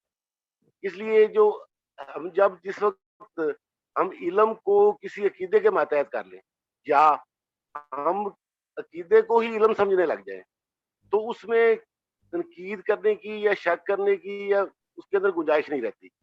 اس لیے ہمیں بنیادی طور پہ یہ بات سمجھنی ضروری ہے کہ علم جو ہے وہ کیا ہے اور عقیدہ کیا ہے، اور جب کسی علم کو ہم عقیدے کے تابع کرتے ہیں تو ہمیں علم کی متحرک ہونے کا جو عمل ہے اس کو بھی ہم جامد کر دیتے ہیں۔ اچھا، یہ بات آج کی نہیں ہے، یہ ہمارے نظام تعلیم میں ہم کچھ لوگ یہ سمجھتے ہیں کہ جنرل ضیاء الحق نے جو ہے جی وہ اس میں بلکہ میں بھی یہی سمجھتا ہوں کہ جنرل ضیاء الحق نے آ کے اس کے اوپر باقاعدہ کام کیا، اور 1979 کی جو تعلیمی پالیسی تھی اس نے تعلیم کو مشرف با اسلام کرنے کی کوشش کی۔ عقیدے کے اوپر جو ہے نا جی وہ اس نے سارا زور دیا کہ علم جو ہے اس کے جتنے بھی شعبے ہیں، جتنے میدان ہیں، ان کو عقیدے کی بنیاد پر استوار کیا جائے۔ لیکن ایک کتاب انسٹیٹیوٹ آف پالیسی اسٹڈیز اسلام آباد نے شائع کی ہے پروفیسر خورشید احمد صاحب کی۔ وہ پروفیسر خورشید احمد صاحب نے نظام تعلیم کی جو بیان کیا ہے اس میں انہوں نے ایک خط بھی غلام السیدین کے نام علامہ اقبال کا ایک خط بھی شائع کیا ہے۔ اس خط میں علامہ اقبال کہتے ہیں کہ علم سے میری مراد تو بالکل وہی ہے کہ جو علم حواس کے حسی علوم ہوتے ہیں، اور ان حسی علوم سے اتنی طاقت حاصل ہوتی ہے کہ انسان قدرت پر کنٹرول حاصل کر دیتا ہے، لیکن اس علم کو، ایسے علم کو جو کہ حسی مشاہدے کی بنیاد پر حاصل ہوتا ہے، اس کو دین کے تابع ہونا چاہیے، اور اگر وہ دین کے تابع نہ ہو تو وہ شیطنت ہے۔ بلکہ ان کا آخری فکر ہے کہ مسلمانوں کا کام یہ ہے کہ علم کو مشرف با اسلام کریں۔ تو ہمارا جو علم ہے نا جی وہ مشرف با اسلام ہونے کی وجہ سے یا مشرف با عقیدہ ہونے کی وجہ سے، عقیدہ کوئی بھی دنیا میں ہو، ضروری نہیں بھی اسلام، یوگ، کوئی بھی عقیدہ ہو، اس کی ڈومین جو ہے وہ ہے عالم غیب، اور اس کے حاصل کرنے کا طریقہ جو ہے وہ ہے ایک مقدس ہستی۔ اچھا، جو آپ یہ دیکھیں نا جی عقیدے سے علم آیا کس طرح سے، عقیدے سے انسان علم کی طرف آیا کیسے ہے؟ چند عقائد جو تھے ایسی دنیا کے بارے میں، مادی دنیا کے بارے میں جو کچھ معلومات بیان کی گئی تھیں الہامی کے طور پہ یا مذہبی کتابوں کے طور پہ، ان میں جب لوگوں نے مشاہدے کی، جو چیز قابل مشاہدہ ہوتی ہے اس کے اندر انسان سوچتا بھی ہے۔ یعنی کہ سب سے پہلے بطلیموسی نظام جو تھا کہ زمین کائنات کا مرکز ہے اور ساری اس کے گرد، ساری کائنات اس کے گرد گھومتی ہے، یہ تمام عقائد کا ایک حصہ تھا، اپنے اپنے وقت کے عقائد کا حصہ تھا۔ لیکن یہ کیونکہ قابل مشاہدہ تھی، زمین بھی قابل مشاہدہ تھی اور ساری کائنات بھی قابل مشاہدہ تھی، اس لیے اس کے بارے میں جب کوپرنیکس نے اپنا نظام دیا کہ سورج ہی ہے مرکز ہے، چلو وہ تو اس کے بعد میں ترقی ہوتی رہی کیونکہ علم ایک متحرک چیز ہے۔ انہوں نے جب اپنا یہ تبدیل کیا تب ہی عقیدوں کی جو تھی علم کے اوپر سے گرفت وہ کمزور پڑنی شروع ہوئی۔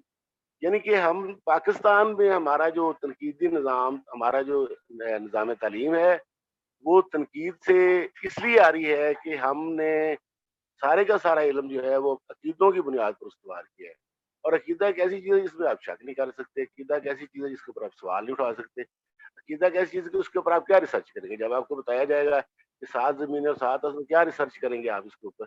یا اگر جب آپ کو کوئی کسی بھی عقیدے کی چیز بتائی جائے گی اس میں آپ ریسرچ نہیں کر سکتے. اچھا ریسرچ کا جو ہے نا جی وہ دوسرا ہے انسان کی ضرورتیں. ہم جس معاشرے میں رہ رہے ہیں ہم زیادہ تر ایک صارف معاشرہ ہے ہمارا، یعنی کہ ہم وہ لوگ بہت آگے نکل چکے ہیں. کئی معاشرے جو ہے نا وہ ہماری وہ ضرورتیں ہماری پوری کرتے ہیں اپنی ریسرچ سے، اپنی تحقیق سے. اور صارف جو ہے ہم نظریات کے بھی صارف ہوتے ہیں، نہ صرف یہ ہم مادی چیزوں کے صارف ہوتے ہیں بلکہ ہم نظریات کے بھی صارف ہوتے ہیں. اس لیے ہمیں جو بتایا جاتا ہے کہ آپ کی یہ وجہ ہے کہ آپ لوگ جو ہے نا وہ پیچھے ہیں، یا آپ کے اندر جو ہے نا جی وہ کیا کیا خصوصیات، کیا کیا خوبیاں ہمیں نہیں ہے، اس کی وجہ وہ جو بتاتے ہیں ہم اس کے بھی صارف ہوتے ہیں. لیکن ہمارے اندر جو موجود ہے پاکستان میں بنیادی طور پہ جو ہمارا نظام تعلیم ہے اس کے اندر یعنی کہ ہمارا فکری ماحول اور تعلیمی نظام کے ذریعے جو ہمیں فکری ذہنی مشق کرائی جاتی ہے وہ عقیدے کی کرائی جاتی ہے کہ اس کے اوپر آپ سوال نہیں اٹھا سکتے، اس کو آپ تنقید نہیں کر سکتے. اور تنقید جب آپ علم کو کسی عقیدے کے تابع رکھ کے جامد کر دیں گے تو علم کو جامد رکھنے میں بھی بہت سارے لوگوں کے مفاد ہیں. بلکہ نوم چومسکی تو کہتا ہے کہ اربوں ڈالر خرچ کیے جاتے ہیں ہمارے انسان کی تھرڈ ورلڈ میں لوگوں کی ذہنی صلاحیتوں کو محدود کرنے کے لیے اربوں ڈالر خرچ کیے جاتے ہیں. اور وہ ذہنی صلاحیتوں کو محدود صرف اس طرح سے کیا جا سکتا ہے کہ آپ عقیدے کو علم بنا کے پڑھاتے رہیں اور اس میں جو ہے نا کوئی آگے بڑھنے کی صلاحیت نہ اور آگے آپ جو ہے نا وہ نہ کریں. میری صرف یہ گزارش تھی کہ میں یہ سمجھتا ہوں کہ یہ میرا جو آخری فکر ہے کہ کیوں جو ہے نا جی وہ ہمارا نظام تعلیم آری اس وجہ سے ہے کہ ہمارا سارا فکری نظام اور تعلیمی نظام وہ علم کی بنیاد پر نہیں کھڑا ہوا، وہ عقیدے کی بنیاد پر استوار کیا ہوا. شکریہ.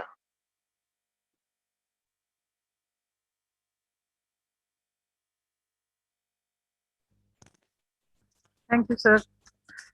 اب ہمارے پاس کے کمیونیکیشن سیکرٹری، شاعر اور گندھارا جنرل ریسرچ جرنل کے chief editor doctor Adil Seemab سے درخواست ہے کہ وہ اپنے کمنٹس شیئر کریں.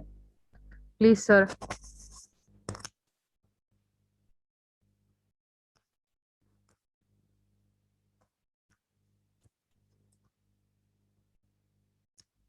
جی عادل سیماب صاحب.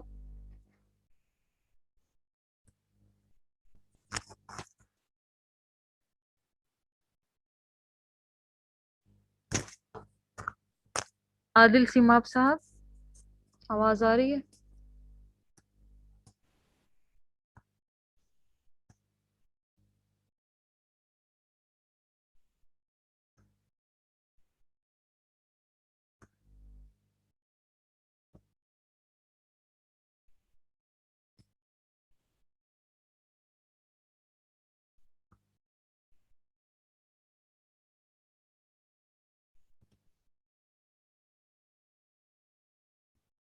عادل سیماب صاحب اپنے آپ کو انمیوٹ کریں.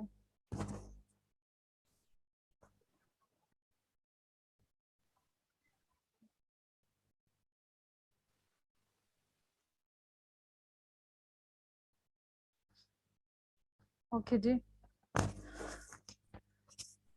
تھینک یو سو مچ سال.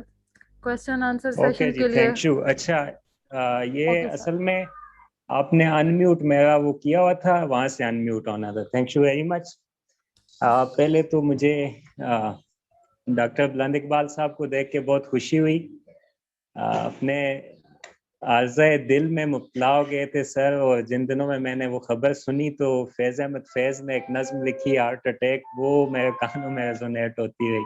تو آپ کو صحت یابی کے لیے مبارکباد اینڈ ویلکم سر. اچھا، جتنی باتیں ڈاکٹر جعفر احمد صاحب نے بہت تفصیل سے بات کی کہ ہمارا جو تعلیمی نظام ہے وہ تنقیدی فکر سے عاری کیوں ہے. ڈاکٹر جعفر احمد صاحب کے ساتھ ایک استاد شاگرد والا رشتہ ہے. سر میرے ٹیچر بھی ہیں، اور جب بھی انہیں سننے کا موقع ملا ہمیشہ ادب اور فلسفہ اور تاریخ، اس کا ایک ایسا امتزاج ہوتا ہے کہ بندہ مبہوت رہ جاتا ہے. بہت سارے پہلوؤں پہ بات ہو چکی. ڈاکٹر قاسم عروت صاحب نے بات کی, ڈاکٹر مسعود خالد صاحب, آپ کو بھی دیکھ کے بہت خوشی ہوئی سر. یہ ہمارا فرسٹ ٹائم میرا خیال ہے فیس ٹو فیس انٹریکشن ہے, فون پہ تو ہماری بات ہوتی رہی ہے.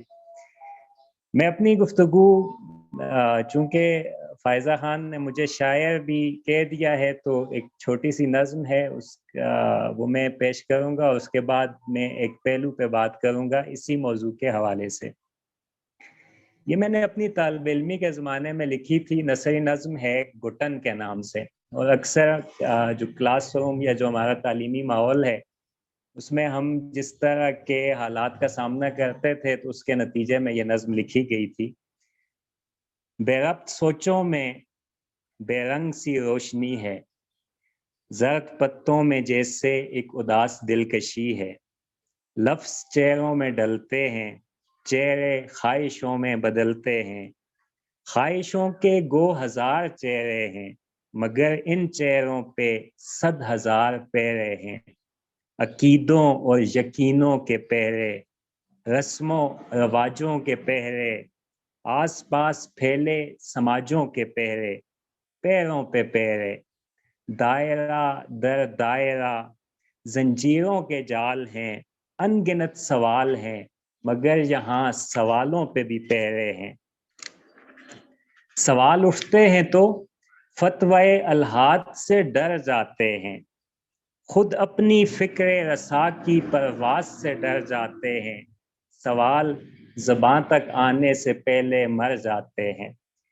تو تنقیدی سوچ ہمارے ماحول میں, ہمارے سماج میں, ہمارے تعلیمی اداروں میں اس کے فقدان کی بہت ساری وجوہات پہ بات ہوئی. میرے خیال میں ایک تنقیدی شعور کے لیے, تنقیدی فکر کے لیے آزاد فضا کا ہونا لازمی ہے. آپ کی سوچوں کو, آپ کی فکر کو پرواز کے لیے, سوچنے کے لیے ایک کھلا آسمان چاہیے ہوتا ہے. اور ہمارا المیہ یہ ہے کہ جو تعلیمی نظام ہمارے ہاں موجود ہے اس وقت, جس میں ہم زندہ رہ رہے ہیں, جس کو ہم جھیل رہے ہیں, اس میں وہ جو کھلی فضا میسر آنی چاہیے تھی ذہنوں کو, وہ مختصر ہوتی چلی گئی, وہ سکویز ہوتی چلی گئی, وہ کم سے کم کی جاتی رہی. اور اس وقت ہمارا المیہ یہ ہے کہ ایک انجانا اندیکھا خوف ایسا ہے کہ جس کو ہمارے طلباء نے, ہمارے ٹیچرز نے انٹرنلائز کر لیا ہے, اور اس کے لیے پورا ایک میکانزم موجود ہے.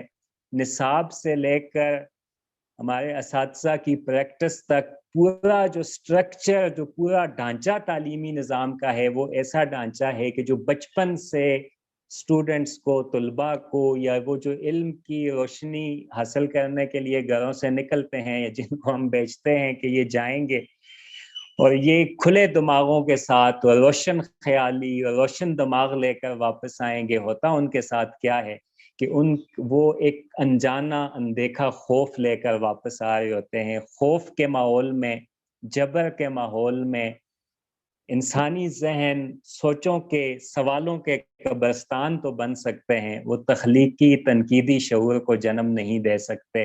اور تنقیدی شعور وہاں پہ کسی بھی ایسے ماحول میں جہاں اتنا جبر ہو اور اتنا خوف ہو, اور یہ خوف باہر نہیں, ہمارے اندر انٹرنلائز ہو چکا ہو. ایک تو باہر کا سینسرشپ ہے کہ جو ریاستی سطح پہ سینسرشپ ہوتا ہے, یہ اسی سینسرشپ کو ہم نے انٹرنلائز کر لیا ہے اپنے ذہنوں کے اندر, اور ہم خود سوال پوچھتے اور سوچتے ہوئے کپ کپی ہم پہ طاری ہو جاتی ہے کہ یہ پوچھنا, یہ سوچنا, کیا یہ سوچنا بھی جائز ہے یا نہیں ہے.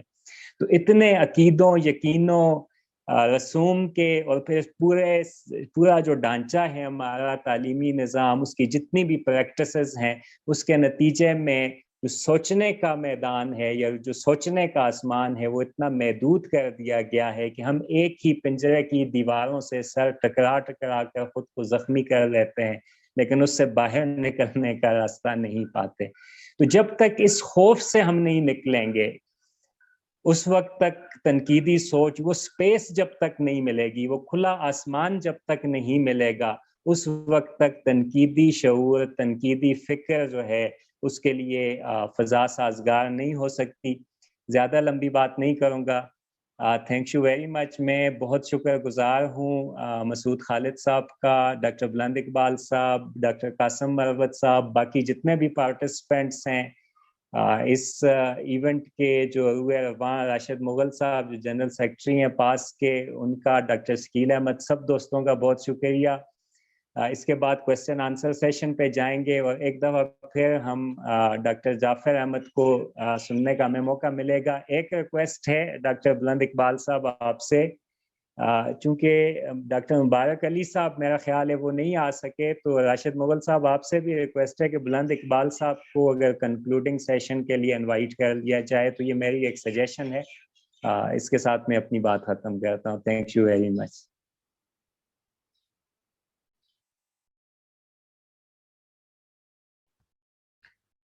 تھینک یو سو مچ سر.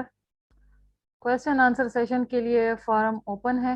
میری تمام پارٹیسپینٹ سے درخواست ہے کہ اپنے سوالات یا کمنٹس کے لیے ریز ہینڈ یا چیٹ باکس میں میسج کا آپشن استعمال کریں. ٹائم آپ کے پاس صرف 20 منٹس ہے.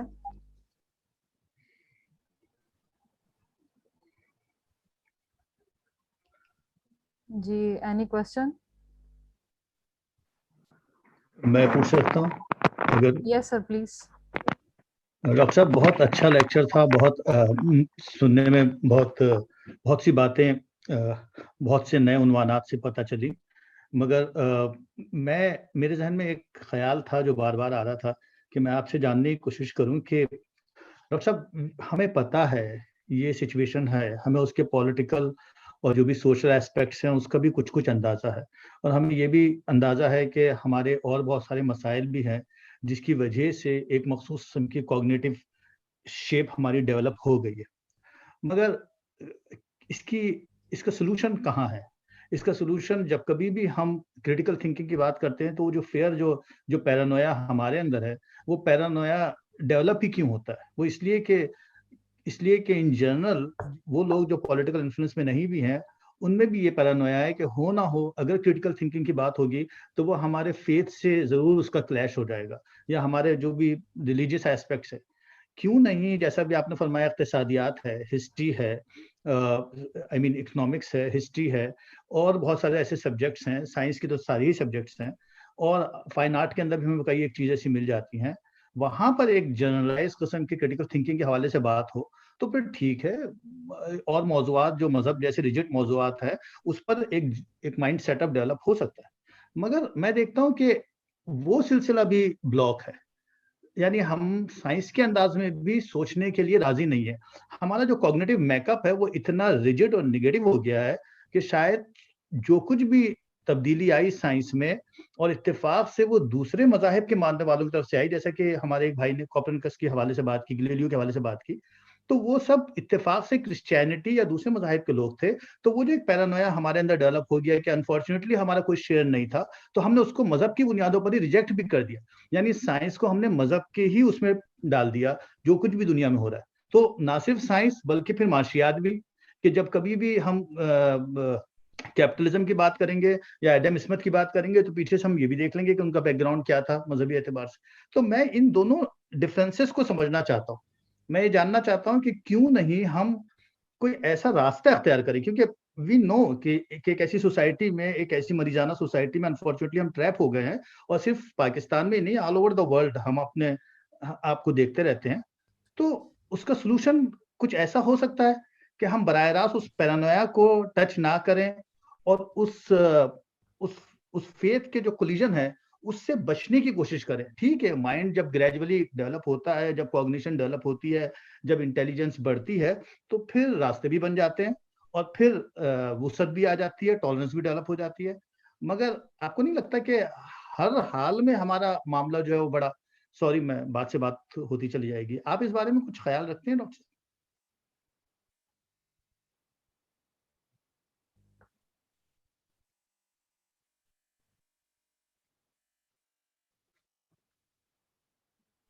ہیلو جی,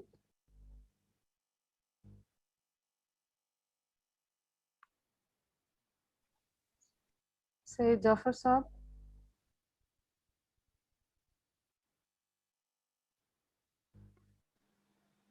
अब आवाज आ रही है मेरी? जी जी क्लियर है। अब आ रही है, ओके जी। अब मैं यही बैठ जाते।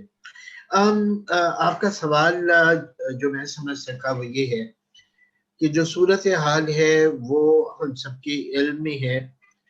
अब सवाल ये है कि हम इससे ओहदा बरा किस तरह से हूँ, किस तरह से इस सूरत हाल से निकली, सोल्यूशन क्या है। और आपने थोड़ा और भी ये वजाहत कर दी कि एक जो अकीदे का और मजहब का एक डोमिनेशन है सोसाइटी में, या उसके नाम से एक ख़ास किस्म की जो रिजिडिटी माशरे में है नए अफकार के ख़िलाफ़, उसकी मौजूदगी में हम क्या करें। देखिए मेरा तो जो एक तारीख़ के तालिब इल्म की हैसियत से नुक्ते नज़र है वो ये कि ये जो सूरत हाल हमारे साथ है ये कोई हम पहले लोग नहीं हैं या ये पहला माशरा नहीं है जिसके साथ ऐसा है। माजी में तारीख़ में ऐसे माशरे गुजरे हैं जहाँ इसी तरह की ऑब्सक्यूरेंटिज्म थी, रजत पसंदी थी और जुमूद था, लेकिन उससे इंसान ने जो निजात हासिल की तो वो एक तो इनफरादी कोशिशें हमेशा रही हैं। यूरोप में ऐसे मुफक्किर पैदा हुए, ऐसे समाजी रहनुमा पैदा हुए जिन्होंने इस के खिलाफ आवाज़ बुलंद की और उनकी काविशों के नतीजे में रफ्ता रफ्ता तब्दीली आई।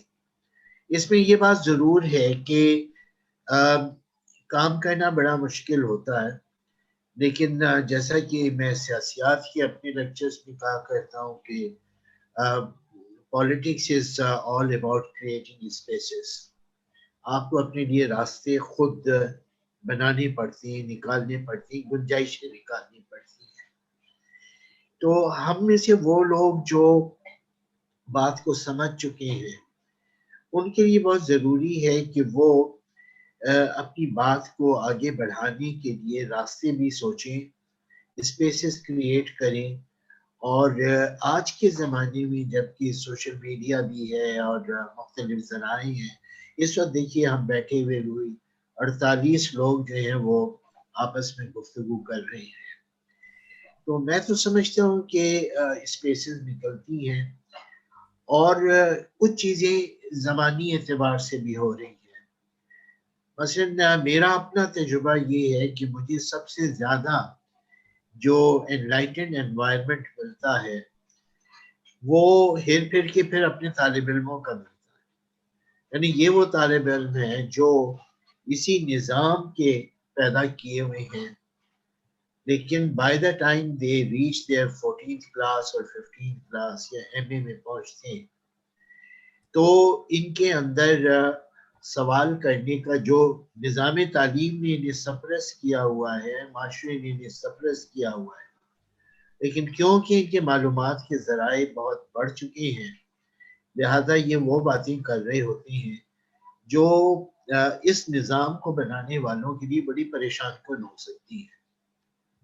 मसलन मैं अपनी जामिया कराची में देखता हूँ कि हमारे पास जो बच्चे आते हैं, इंटीरियर सिंध के बच्चे आ रहे हैं, गिलगित बल्तिस्तान के बच्चे आ रहे हैं, वो जिस तरह के सवालात कर रहे होते हैं तो ऐसा लगता है कि कुछ निज़ाम तालीम उनका बिगाड़ नहीं पाया। तो निज़ाम तालीम ने यकीनन उनका कुछ ना कुछ तो बिगाड़ा है, लेकिन ये भी है कि उनकी क्योंकि मालूमात के ज़राए और हैं और भी हैं तो वो फिर सवाल सोचने से और सवाल करने से रुकते नहीं हैं। मतलब मुझसे क्लास रूम में ऐसे ऐसे सवालात किए जाते हैं तो मैं हैरान होता हूँ कि ये लोग क्या सवालात कर रहे हैं, ये तो हमारा निज़ाम तो ये सवाल करने की इजाज़त नहीं देता। तो मेरा ख्याल है कि एक ये भी सूरत हाल है। मुझे तो दीनी मदारिस के तलबा से भी मुखातिब होने का बहरा मौका मिला। बाद औक़ात उनकी तरफ से ऐसे सवालात उठ रहे होते हैं कि मुझे हैरानी होती है कि इनके बारे में तो हमने ऐसा सोचा नहीं था कि ये भी ये सवाल कर सकते हैं। तो मेरा कहने का मतलब ये है कि एक तो वो लोग जो रोशन ख्याल हैं और जो खुद इस अमल से गुजरे हैं क्रिटिकल थिंकिंग के, ان کو اپنی بات آگے پہنچانے کے لیے راستے بھی تلاش کرنے پڑیں گے، اور انہیں ریسیپٹیو آڈینس بھی ملے گا، اسی معاشرے میں ملے گا، اور شاید یہیں سے کام آگے بڑھے گا. اور ماضی میں، تاریخ میں اسی طرح اور معاشروں میں بھی ہوا ہے.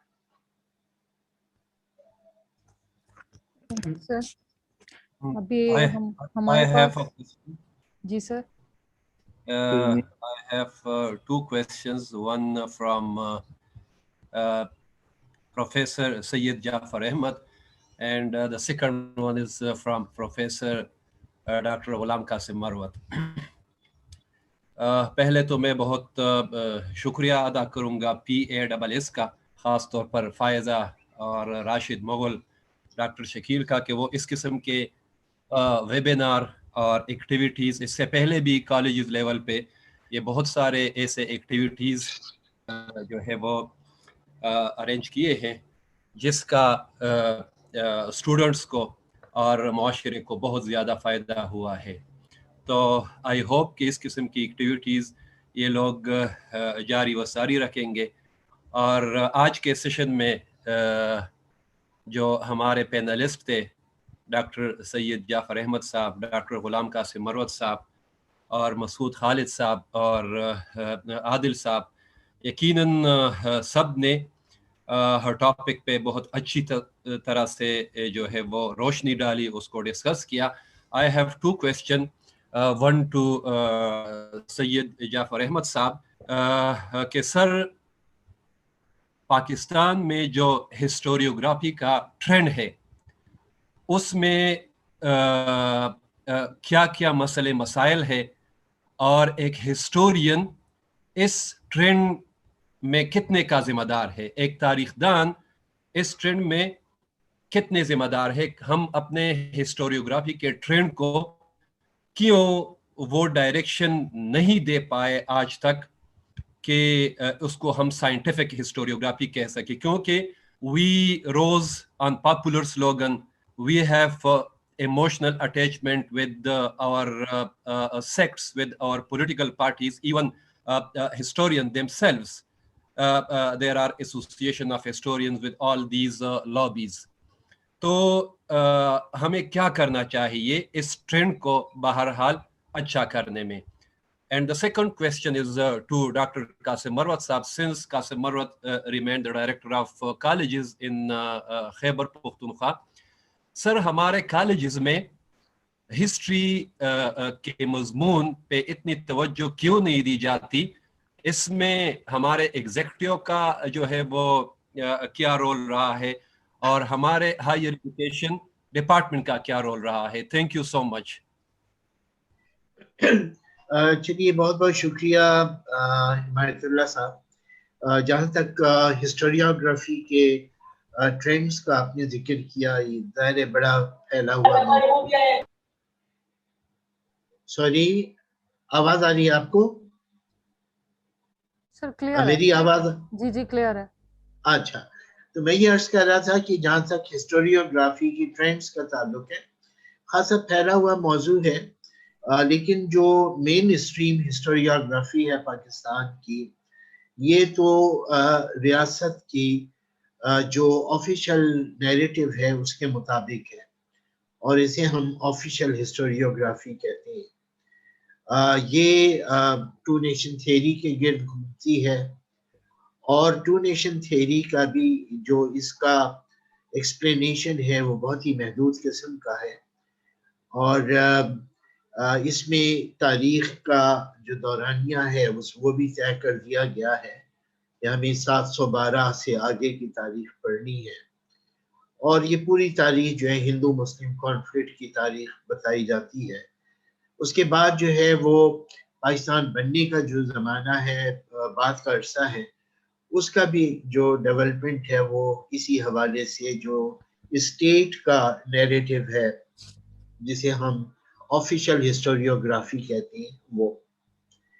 اچھا، آفیشیل ہسٹوریوگرافی دنیا کے اور ملکوں میں بھی ہوتی ہے، ہندوستان میں بھی ہے، وہ ایران میں بھی ہے، وہ برطانیہ میں بھی ہے، لیکن جو جمہوری مملکتیں ہیں، جو جمہوری معاشرے ہیں، وہاں پہ آفیشیل ہسٹوریوگرافی کے ساتھ ساتھ اور نیریٹیوز بھی ہوتے ہیں، ملٹیپل نیریٹیوز ہوتے ہیں. وہ جو بات بازید عادل صاحب نے کہی تھی کہ آزاد فضا کے اندر غور و فکر کرنے کا ماحول، وہ اگر کسی ملک میں ہو، یا دوسرے لفظوں میں جمہوریت ہو جس ملک میں، یا جمہوری فضا ہو جس ملک میں، وہاں پہ ہسٹوریوگرافی ایک نہیں ہوتی، ملٹیپل ہوتی ہے. اور اس میں طالب علم کے پاس بڑی امکان ہوتا ہے کہ مختلف نقطہ نظر کو پڑھ کے وہ اپنا ذہن بنائے، اور وہ پھر خود بھی اپنا نقطہ نظر اجاگر کرنے کی کوشش کرے. تو یہ ہمارے یہاں نہیں ہوا. نتیجہ یہ ہے کہ ہم نے پوری تاریخ کو ہندو مسلم کانفلکٹ کی تاریخ کے طور پہ دیکھا. ہم نے پھر اپنی تاریخ کو اس کا جغرافیہ بھی طے کرنے کی کوشش کی. وہ ایک پولینڈ کے مفکر تھے نائکوس پولنڈساس، انہوں نے نیشنلسٹ ہسٹوریوگرافی کے بارے میں بڑی دلچسپ بات کی تھی کہ یہ ہسٹوریوگرافی جو ہے یہ ٹیریٹوریلائزیشن آف ہسٹری اور ہسٹوریسٹی آف دا ٹیریٹری ہے. یعنی ہم اپنی ٹیریٹری کے اندر اپنی تاریخ کو دیکھیں اور اپنی ساری تاریخ کو ایک خاص ٹیریٹری کے اندر محدود کر کے دیکھیں. یہ بھی رجحان ہمارے یہاں رہا ہے. اور اس کو ہم نے پھر اس طرح سے نہیں دیکھا کہ ہمارے یہاں تاریخ وہ بھی ہے کہ جو 712 سے پہلے کی تھی. ہمارے یہاں قدیم تہذیبیں بھی رہی ہیں. وادی سندھ کی تہذیب رہی ہے جو اپنی ہم اثر تہذیبوں سے بہت سمجھیے کہ ان سے موازنہ کریں تو بہت سے روشن پہلو ہمارے سامنے آتے ہیں. پروفیسر عرفان حبیب علی گڑھ کے جو ہیں انہوں نے پیپلز ہسٹری آف انڈیا لکھی ہے، یا اور ہسٹورینز ہیں انہوں نے بات لکھی ہے کہ کس طرح سے وادی سندھ کی تہذیب کا بابل و نینوا کی تہذیب اور سمیر کی تہذیبوں سے تعلق تھا. یہاں کی مہریں وہاں پہ دریافت ہوئی، وہاں کے آئیکونز جو ہیں وہ یہاں کے آئیکونز بن گئے. تو ہمارا تو تاریخ کا سفر بہت قدیم ہے، اور دنیا کے دوسرے قدیم معاشروں کے ساتھ رابطہ بھی رہا ہے. ہم اس سب کو نہیں قبول کرتے، بلکہ ہمارے ایک بڑے معروف صحافی ہیں ہمارے ملک کے، محمود شام صاحب، انہوں نے تو اپنی ایک کالم میں بہت ہی معنی خیز جملہ لکھا. انہوں نے لکھا کہ ہم نے 73 سال لگائے ہیں 3500 سال کی تاریخ کو بھلانے کے لیے اور اس کو رد کرنے کے لیے. تو یہ ہمارے یہاں ہوا. پھر ہم نے یہ سمجھا کہ تاریخ صرف حکمرانوں کی تاریخ ہوتی ہے، بادشاہوں کی ہوتی ہے، سپہ سالاروں کی ہوتی ہے، واریئرز کی ہوتی ہے. اور پھر ہم نے اپنی جو آزادی کی تاریخ لکھی وہ بھی ہم نے گاندھی، نہرو اور محمد علی جناح اور لیاقت علی خان اور اقبال ان تک محدود رکھا. ہماری تاریخ میں عوام کہیں نظر نہیں آتے. ہماری تاریخ میں جو مارجنلائزڈ سیکشنز ہیں سوسائٹی کے وہ نظر نہیں آتے، پسے ہوئے طبقات نظر نہیں آتے. ہم کبھی اپنی تاریخ میں کسانوں کے کردار پہ غور نہیں کر رہے ہوتے. ہم عورتوں کو اپنی تاریخ سے بالکل باہر کر چکے ہیں. تو آپ یہ سوچیں کہ ایک بہت ہی محدود قسم کی تاریخ ہے جو ہماری آفیشیل ہسٹوریوگرافی ہے. اس کو چیلنج کرنے کی ضرورت ہے. اور جیسے میں نے کہا کہ متبادل تاریخوں کی بہت اشد ضرورت ہے. اس طرح کی تاریخیں اب کچھ لکھی جانے بھی لگی ہیں. باہر کے ملکوں میں بھی پاکستانی ہسٹورینز بیٹھ کے یہ کام کر رہے ہیں، اور خود پاکستان کے اندر وہ بے شک سرکاری یونیورسٹیوں میں نہ ہو، لیکن باہر جو لوگ ہیں انفرادی حیثیتوں میں، ڈاکٹر مبارک علی صاحب تشریف نہیں رکھتے یہاں پہ، لیکن ان کا بڑا کام ہے اس طرف. انہوں نے توجہ دلائی ہے کہ عوام کی تاریخ کیا ہوتی ہے، اور پھر معاشرے کے دیگر پسے ہوئے طبقوں کی تاریخ کیا ہوتی ہے. بلکہ انہوں نے تو یہ بھی نشاندہی کی ہے کہ چیزوں کی بھی تاریخ ہوتی ہے، عادتوں کی بھی تاریخ ہوتی ہے، طرز بودمان کی بھی تاریخ ہوتی ہے، لباس کی بھی تاریخ ہوتی ہے، طرز رہائش کی بھی تاریخ ہوتی ہے. تو تاریخ تو ہم زندگی کے ہر پہلو میں سے نکال سکتے ہیں اور ماضی میں جا کے اس پہلو کا کھوج لگا سکتے ہیں. بہت ضروری ہے کہ پاکستان میں اس قسم کی تاریخ کو اور ملٹیپل تاریخ کو متعارف کیا جائے اور اس کے لیے ایک فضا قائم کی جائے. تھینک یو ڈاکٹر صاحب.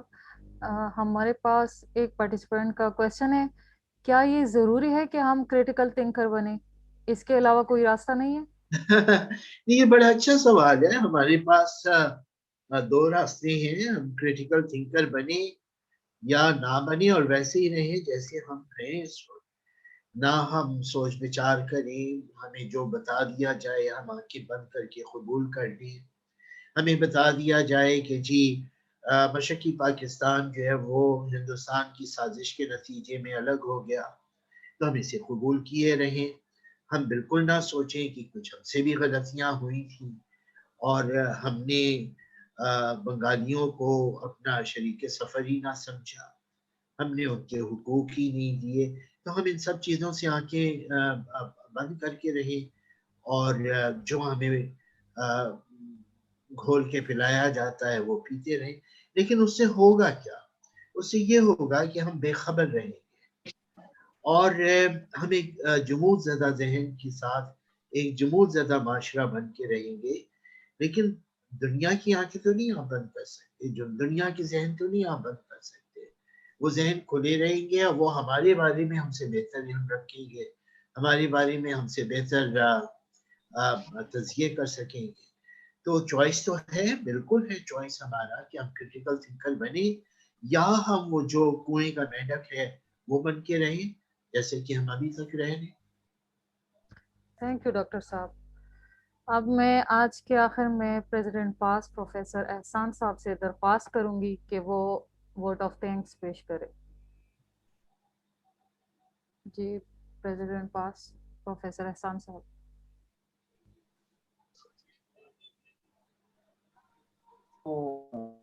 میری آواز آ رہی ہے شیئر آپ کو؟ جی سر. میری آواز شیئر ہو رہی ہے؟ جی سر. بات آپ تک پہنچ رہی ہے. تو سب سے پہلے تو میں دو چار باتیں پاس کے حوالے سے کروں گا. اور ڈاکٹر صاحب نے سید جعفر صاحب نے بات کی کہ پاس کا جو میجر جو مقصد تھا وہ اور مقصد ہے انہیں 2017 میں ہم نے اسے اسٹیبلش کیا. اور اس کا جو میجر جو مقصد تھا وہ یہی تھا کہ ہم اپنے اسٹوڈنٹس کو کریٹیکل تھنکنگ کے حوالے سے ڈیولپ کر سکیں، انہیں تحقیق کے حوالے سے بتا سکیں کہ تحقیق کیا ہے. اور اسی حوالے سے ہم نے مختلف جو اسکالرس ہیں ان کو اپروچ کیا اور انہوں نے اپنا قیمتی وقت دیا، جس کے لیے ہم انتہائی مشکور ہیں. اس وقت بہت ساری پاس کی کانفرنسز ہو چکی، مختلف فورم کے اوپر ہم نے بات کی اور کریٹیکل تھنکنگ کے حوالے سے انفرادی طور پر بھی اور اجتماعی طور پر بھی ایک کوشش کی جا رہی ہے. اس کی میں مثال اس طرح دیتا ہوں، اپنا ایک دو چار شعر ہیں جو آپ سے میں شیئر کروں. جب ہم یہ دیکھتے ہیں کہ ایک خداؤں کی بستی ٹائٹل میں نے لکھا تھا، وہ مختصر سی ایک نظم ہے میری کہ یہ خداؤں کی بستی ہے جانا ذرا سا سنبھل کر، یہاں پر خرد مدتوں سے مقید سسکیاں لے رہی ہے. تو یہ ایک بڑا المیہ رہا ہے. جہاں تک آج کا ٹاپک تھا why Pakistan education system is bereft of critical thinking, تو اس کے اوپر جو مین ہمارے سورس ہمیں ملے اور resource person doctor Syed Jafar Ahmed صاحب، میں بہت ہی مشکور ہوں، بہت ہی شکر گزار ہوں ان کا. بہت ہی قیمتی باتیں سننے کو ملی. ہمارے اسٹوڈنٹس کو یہ پتہ چلا کمپیریٹیو آپ کرتے ہیں، کمپیریٹیو انالیسس کرتے ہیں اداروں کے درمیان باہر کیا ہو رہا ہے اور ہم کیا کریں، اور ہم کس طرح ایک کریٹیکل مائنڈ تیار کر سکتے ہیں جو نئی کسی چیز کو جو جنم دے، جو وہ ویکیوم ہے اسٹڈیز کا، اس ویکیوم کو فل اپ کرے اور جو ویکیوم موجود ہے اس ویکیوم کے اوپر کام کیا جائے، نہ کہ وہ بہت ساری پہلی اسٹڈیز ہی کو آدمی آگے لے کے جائے. اس کے بعد تو I am again very thankful to doctor Syed Jafar Ahmed for their very and lot of addition to our knowledge. उसके लिए वो बहुत मशकूर हूँ। दूसरा, डॉक्टर कासिम बरगद साहब ने जो बात की उस हवाले से मैं ये बात करूँगा कि बहुत अहम उन्होंने तनकीदी अमल की बात की। ये बड़ा अलमिया है हमारे अंदर के सवाल की रस्म ख़त्म हो चुकी, अब तो सिर्फ वायलेंस है। आप बात नहीं करते और आपको जवाब मिल जाता है, आपकी बात आधे में काट दी जाती है। मुझे वॉल्टेयर की बात याद आती है, नो डाउट आप डिसएग्री भी कर सकते हैं। इस तरह वो कहते हैं कि I disagree with what you से but I will defend to death your right to से। यानी किसी के राइट टू से को आप डिफेंड करें, उसको हक दें, उसको सोचें उसके ऊपर कि if right you are not wrong. तो ये डिबेट आगे तब चलती है। जब हम राइट और राइट खुद को सिर्फ राइट समझें तो डिबेट खत्म हो जाती है। डिबेट के लिए ये जरूरी है कि if I am right you are not wrong. तीसरा जो बहुत ही अहम हमारे पास जो इंतहाई डॉक्टर मसूद खालिद साहब ने जो बात की, तो बड़ी अहम बात कि जब हम ये बात इसको कंफ्यूज करते हैं हमारे यहाँ, तो इस पर मैं बात ये हमारे यहाँ ये नहीं हुआ philosophy, science and religion, they are separate domains. ये अलग अलग डोमेन्स हैं, आप उनको उन अलग अलग डोमेन्स में देखें तब जाके आपके यहाँ डेवलपमेंट होगी, नई सोच होगी। आप उन सेपरेट डोमेन्स को जब मिक्स करेंगे और वो एक एमलगमेशन बन जाती है। तो दिस इज वेरी इंपॉर्टेंट कि हम इन चीज़ों को एड्रेस करें। फिर आदिल साहब ने बात की अपनी बहुत ही खूबसूरत नज़म के साथ, और उन्होंने भी इसी कहा कि जबर के मुआशरे में फिर कोई नई चीज़ जिला नहीं पाती। तो ये बड़ा अलमिया है हमारे यहाँ। डॉक्टर बुलंद इकबाल साहब, मैं बड़ा शुक्रगुजार कि वो भी उन्होंने ज्वाइन किया हमें। Thank you very much for your question, और इसके ऊपर आपने बात की। मैं जो थोड़ा सा मजीद इसमें चीज़ों की रोशनी में ऐड करूँ ये है, जिस मुआशरे में जिस तालीमी निज़ाम में मगिंग अप है, क्वेश्चन ऑफ नंबर गेम है, यहाँ पर कितने नंबर आएंगे आपके, तो वहाँ पर कंसेप्चुअलाइजेशन अपना दम तोड़ देती है। ना कंसेप्चुअल चीज़ें सामने आ रही हैं, बहुत वीक है, और जो बात है वो बहुत दूर की बात है। ग्रीक्स के बारे में हम सुना करते थे, मेरे कुछ टीचर थे प्रोफेसर बशीर अफंदी साहब, वो कहा करते थे कि ग्रीक्स के यहाँ ये था कि the greatest joy in Greeks was the Joy of understanding. हम तो वो पहली सीढ़ी पे अभी नहीं पहुंचे जहाँ पर हम सवाल उठाएं और फिर उस सवाल को समझना।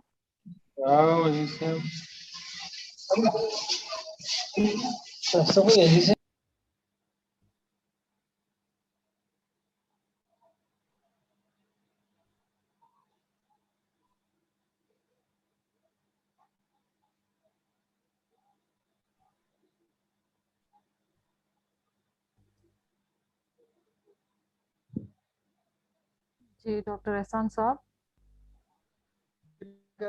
थोड़ा सा ये प्रॉब्लम हो।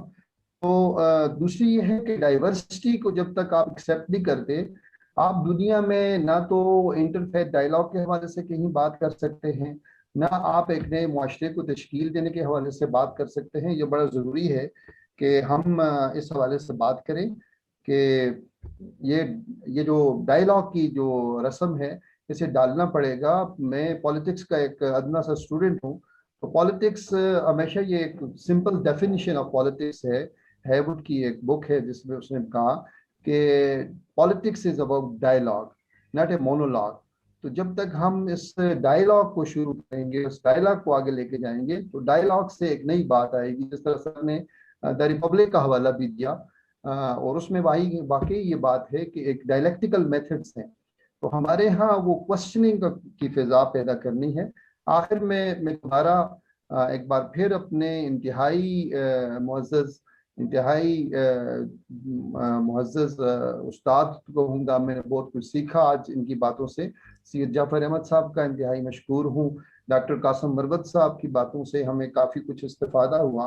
डॉक्टर खालिद मसूद और डॉक्टर बुलंद इकबाल, डॉक्टर आदिल साहब, तो थैंक यू वेरी मच। आखिर में मैं एक फैज़ साहब के एक शेर पे अपनी इस बात को ख़त्म करूँगा कि अब सदियों के इकरार इताहत को बदलने, अब सदियों के इकरार इताहत को बदलने लाजिम है कि इनकार का फरमा कोई उतरे। Thank you very much. Thank you professor एहसान साहब। आखिर में मैं अपने तमाम शुरका, specially guest panelist, guest speaker اور ایکسپرٹ پینلسٹ کا تہ دل سے شکریہ ادا کرتی ہوں. Once again thank you so much everyone. Thank you very much. جی اب میں لیو کرتی ہوں.